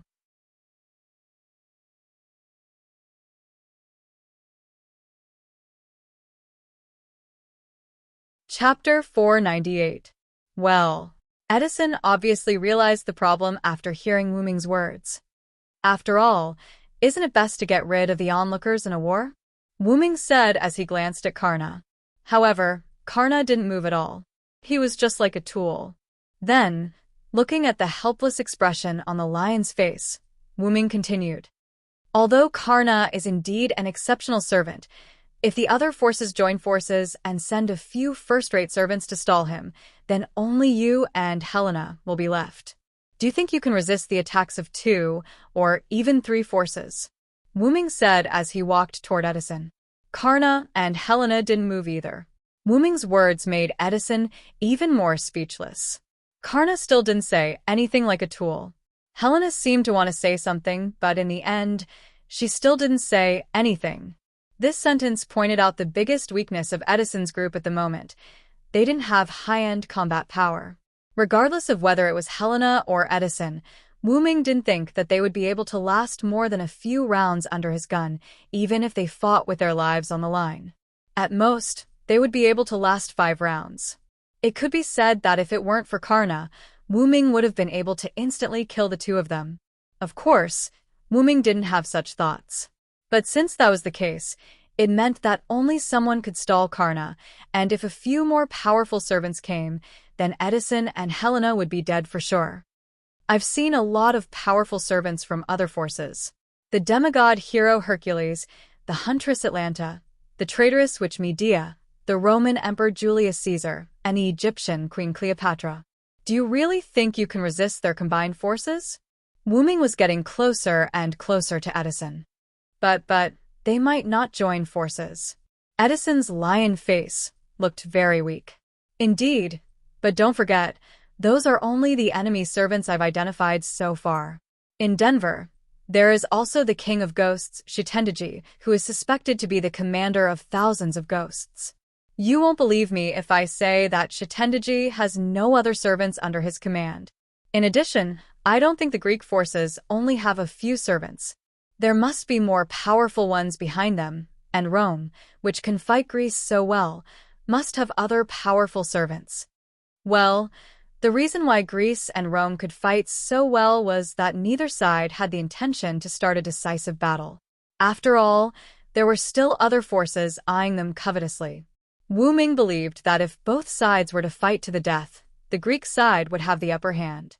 That was because the Greek side was more mysterious than the Roman side. Of course, this was only a guess at the moment. After all, they had not completely confirmed the hidden means of both sides. Wu Ming also relied on this information that Edison didn't know to be able to scare him. Then, Wu Ming continued to speak, word by word seriously. Do you think that you can resist Karna, your robots, and the fortresses that can be destroyed easily in a battle? You think that you can resist Karna, your robots, and your fortresses? Karna asked with a smile. Wu Ming said while walking, and he had already walked in front of Edison, staring at his lion face. Even so, Helena and Karna still didn't move, as if they trusted Wu Ming very much, or they really regarded themselves as tools called servants. Wu Ming's words that did not leave a way out mercilessly poked at Edison's soft spot. In fact, Edison already knew in his heart that if there was an enemy attack with his super weak individual combat ability, other forces might not be able to resist. No, it should be him, and Helena was naturally the same. If Karna was held back, then they would definitely fail. That was why Edison wished he could spend an extra hour a day, a total of 25 hours making mechanical infantry day and night. And those towns and fortresses were built for this reason. Otherwise, he would really have no sense of security. He knew all this, but he was subconsciously unwilling to admit it. I still have the Superman potion that I have painstakingly developed. As long as I inject this into my body, I can get the power of a superclass servant. Edison said excitedly, and he took a tube of colorful potion from nowhere. Then, bang. Wu-ming grabbed the tube of Superman potion in an instant, and with a hand that seemed to be holding on to magic, he threw the tube to the ground and crushed it. Now you don't have it. Wu-ming still stared at Edison's lion face and said this shameless sentence very calmly. But even so, in Wu-ming's vague prying, Karna and Helena still didn't move, and Helena even breathed a sigh of relief. In an instant, Wu-ming seemed to have understood something. Poor lion head. Not only was he tricked by the enemy, but he was also tricked by his own people. But this was indeed for his own good. However, at this moment, Edison had no time to care about others. Edison speechlessly looked at the Superman potion on the ground that had lost its color and was gradually drying up. That was the only tube of Superman potion left. Looking at the Superman potion that was gradually seeping into the ground and slowly disappearing, Edison really had no power at all now. By the way, I'm here on behalf of the Celtic forces to ally with you. I have already joined forces with the Master of Chaldea to save this singularity. How is that possible? Edison was shocked after hearing this. You barbarians don't know how to ally. Edison seemed to have a deep grudge against the Celts, so when he knew that Wu-ming was on the Celtic side, he was extremely excited and returned to his previous state. This time, even Helena's face showed a hint of surprise. It seemed that Karna didn't tell them that Wu-ming was on the Celtic side. Wait a minute, Wu-ming remembered something. It seemed that he didn't tell Karna and Wu-ming that he was on the Celtic side. I know that you have a deep hostility against the Celts. After all, this singularity was originally a war between the Celts and the United States, so the hatred between the two sides would certainly grow. Although the servants were indeed dead, and they would only return to the martyr's palace when they died again, in the eyes of Edison and the others, the Celts were still quite hateful because they killed many of their servants. But the Celts didn't think that way. It was the law of the jungle. Ahem. As expected of the Celtic barbarians. But there is a saying that there are no eternal enemies, only eternal interests. But compared to interests, I want to be friends with you. Edison stared blankly at Wu-ming's sincere eyes, somewhat at a loss. Mr. Edison, you may not know, but I have become partners with many servants in the first 4 singularities. I really like them. They have the courage to be heroes. At this time, Gadotsi spoke in a timely manner. Miss Jean, who lost her power, still acted with us for the sake of her country. Emperor Nero, who was betrayed by everyone, still sang loudly. Miss Drake, who was not bothered by trifles and was not bothered by the secular world. Miss Drake, who had a unique power that surpassed ordinary servants. I was really happy to be with her. Mordred, Fran, and Anderson. It was because of everyone's hard work that we finally saved the singularity. After that, Gadotsi stood up and walked in front of Edison. Hint: Wu-ming has already left Edison while Gadotsi was talking. Gadotsi held Edison's furry hand and said firmly, "Please cooperate with us, Mr. Edison." Edison looked at Matthew's smiling face, Wu-ming's hateful face, because of the Celtic forces, Helena's encouraging face for her friend, and Karna, who finally nodded. Edison nodded heavily. Oh, Chaldea's master. From today on, we are partners. Oh. Seeing Edison posing like a Chinibu again, the people present did not feel awkward anymore. Instead, their faces were filled with joy, and the joy of having a new partner increased.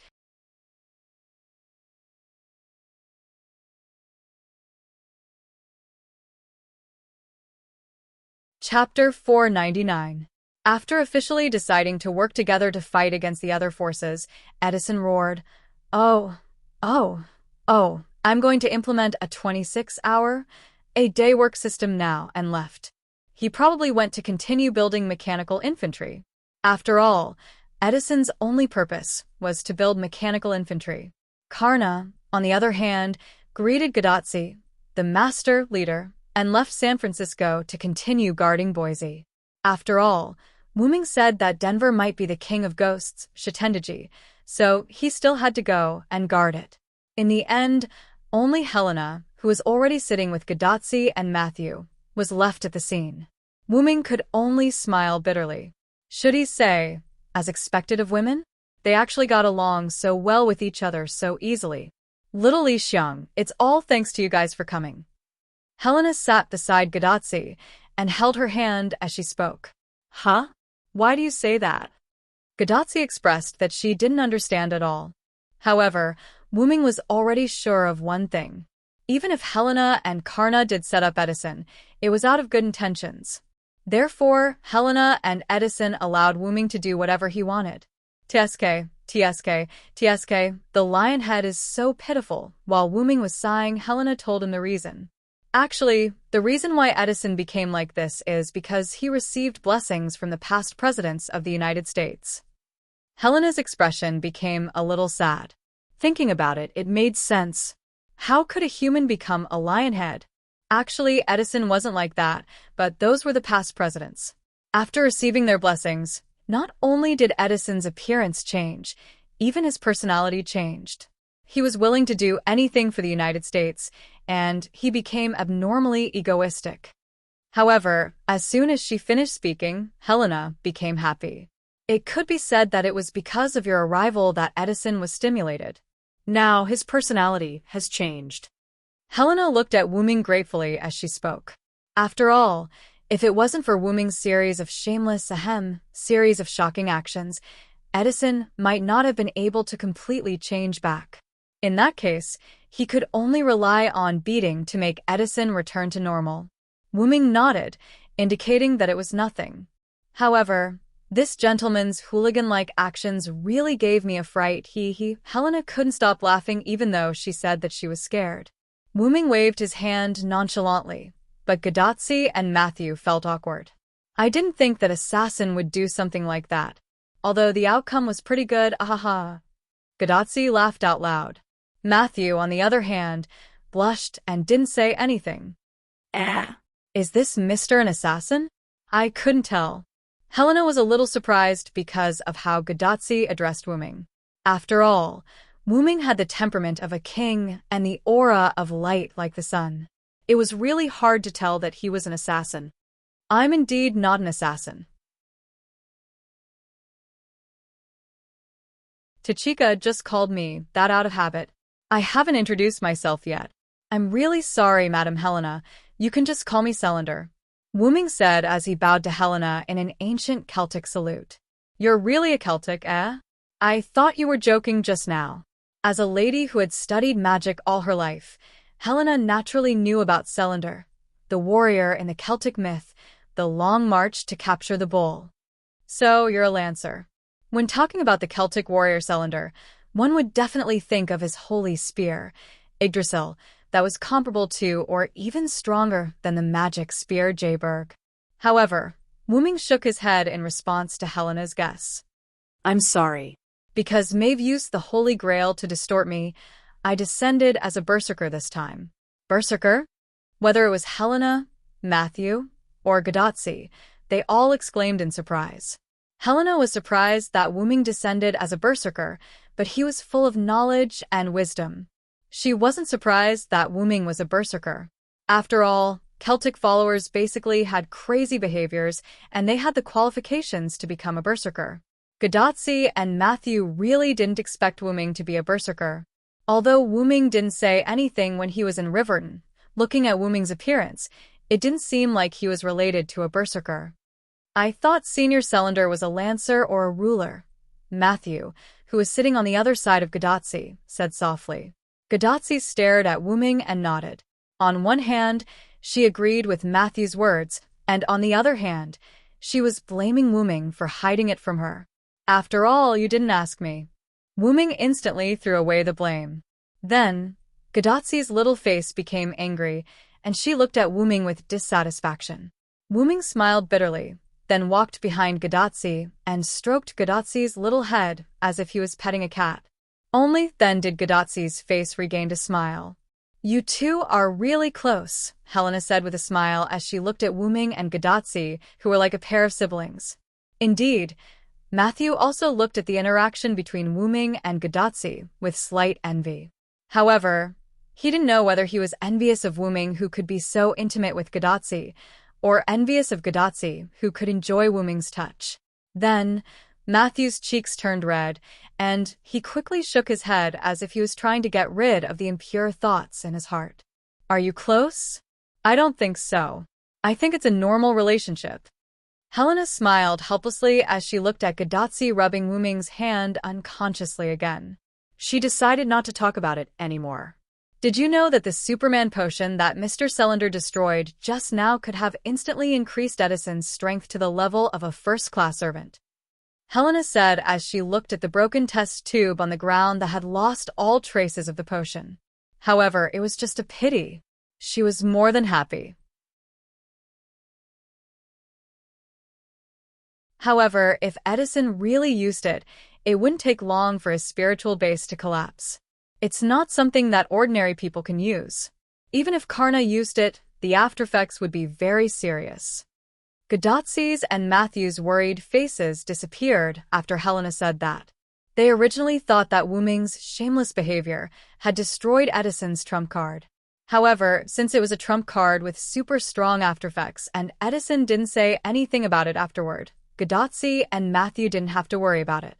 Indeed, Edison's Superman potion has super strong aftereffects. However, since it's a miracle potion from Edison, the king of invention, I think it still has some effect. Wuming took out a colorful potion from the golden ripples. It was Edison's Superman potion. Huh?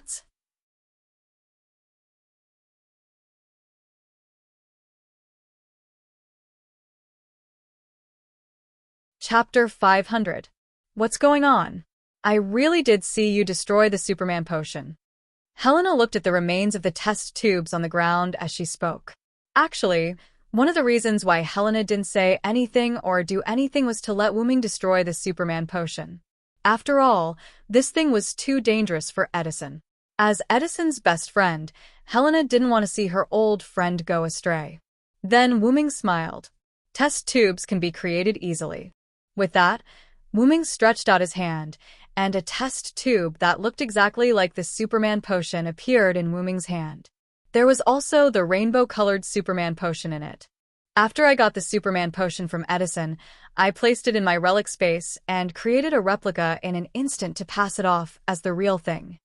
When Wuming took the Superman potion, there was a magical wave in his hand.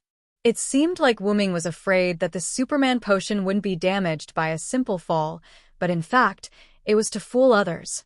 After all, Wuming's Dragoness space could be big or small.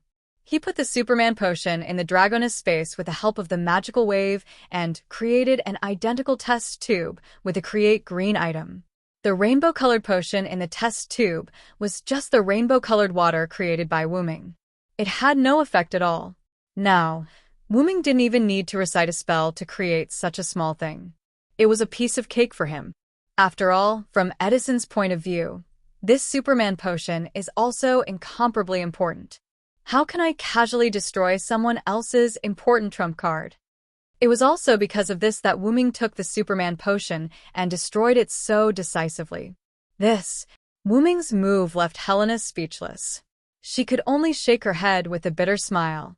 Who would have thought that the test tube in front of her could be replaced in an instant? This is fate, I guess. However, I hope that you won't return this potion to Edison. I don't want my old friend to be in danger again. Helena smiled bitterly before pleading with Wuming. If that's the case, then I won't return it to him. With that, Wuming tossed the Superman potion into the air.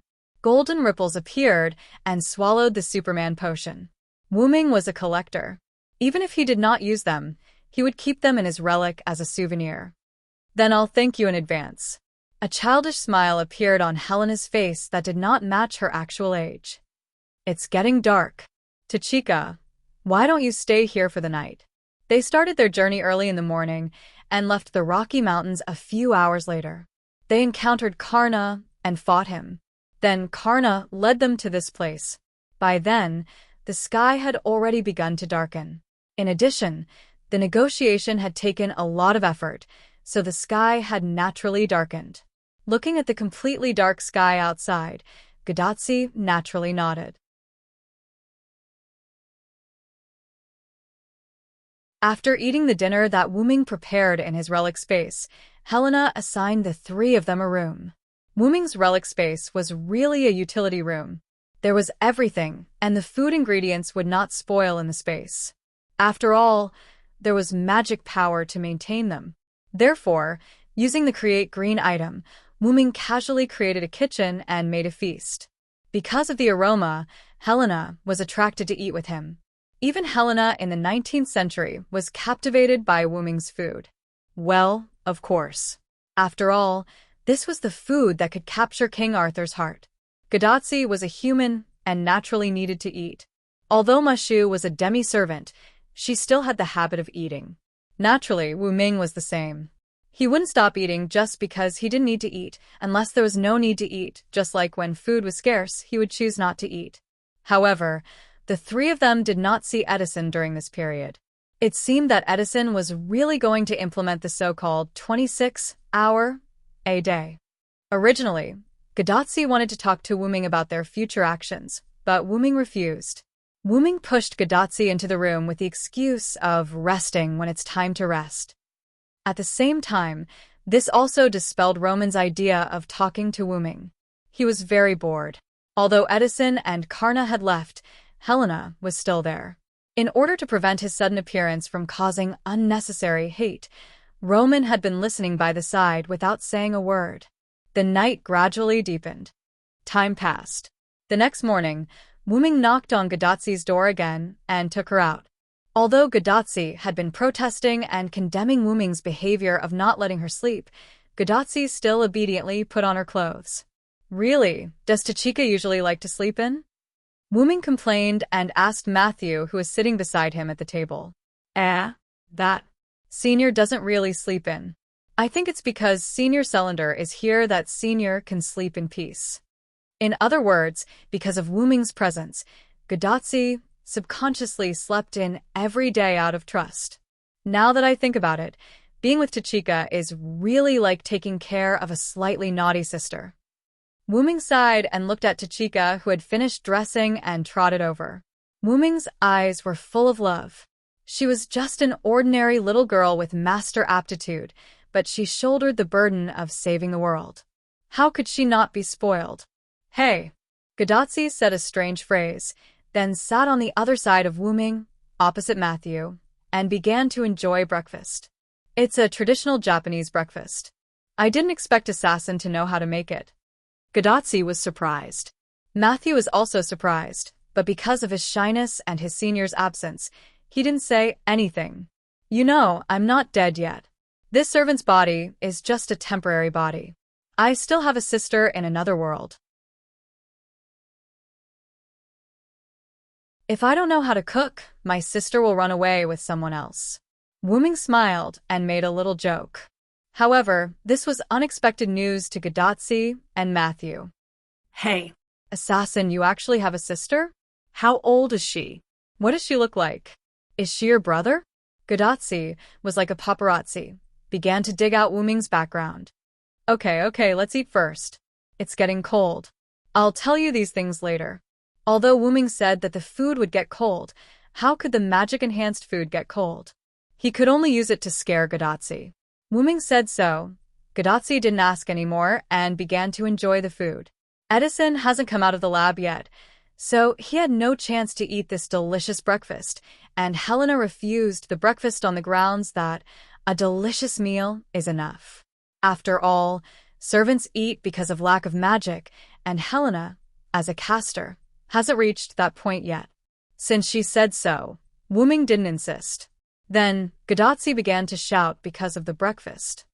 Oh, this miso soup is really delicious. Matthew, come and try this pickled vegetable. This grilled snapper is so delicious.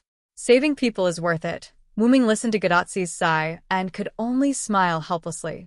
The reason for saving people is to eat breakfast. If Roman heard what you said, he would shut himself up for a while. However, when it comes to eating, being happy is the most important thing. If she can't even eat, then it's too heavy for this little girl. On the other side, Lionhead's lab. Sniff, it seems that there's the smell of grilled fish. Is it because I'm too tired and hallucinating? You're tuning into the Dreamy Chapters YouTube channel? We're so grateful for your support, and don't forget to subscribe to join us on this incredible journey through captivating stories. Your generosity through donations truly makes a world of difference, as it's the primary source of revenue that allows me to expand and enhance this channel for you. Thank you from the bottom of my heart for being a part of this adventure.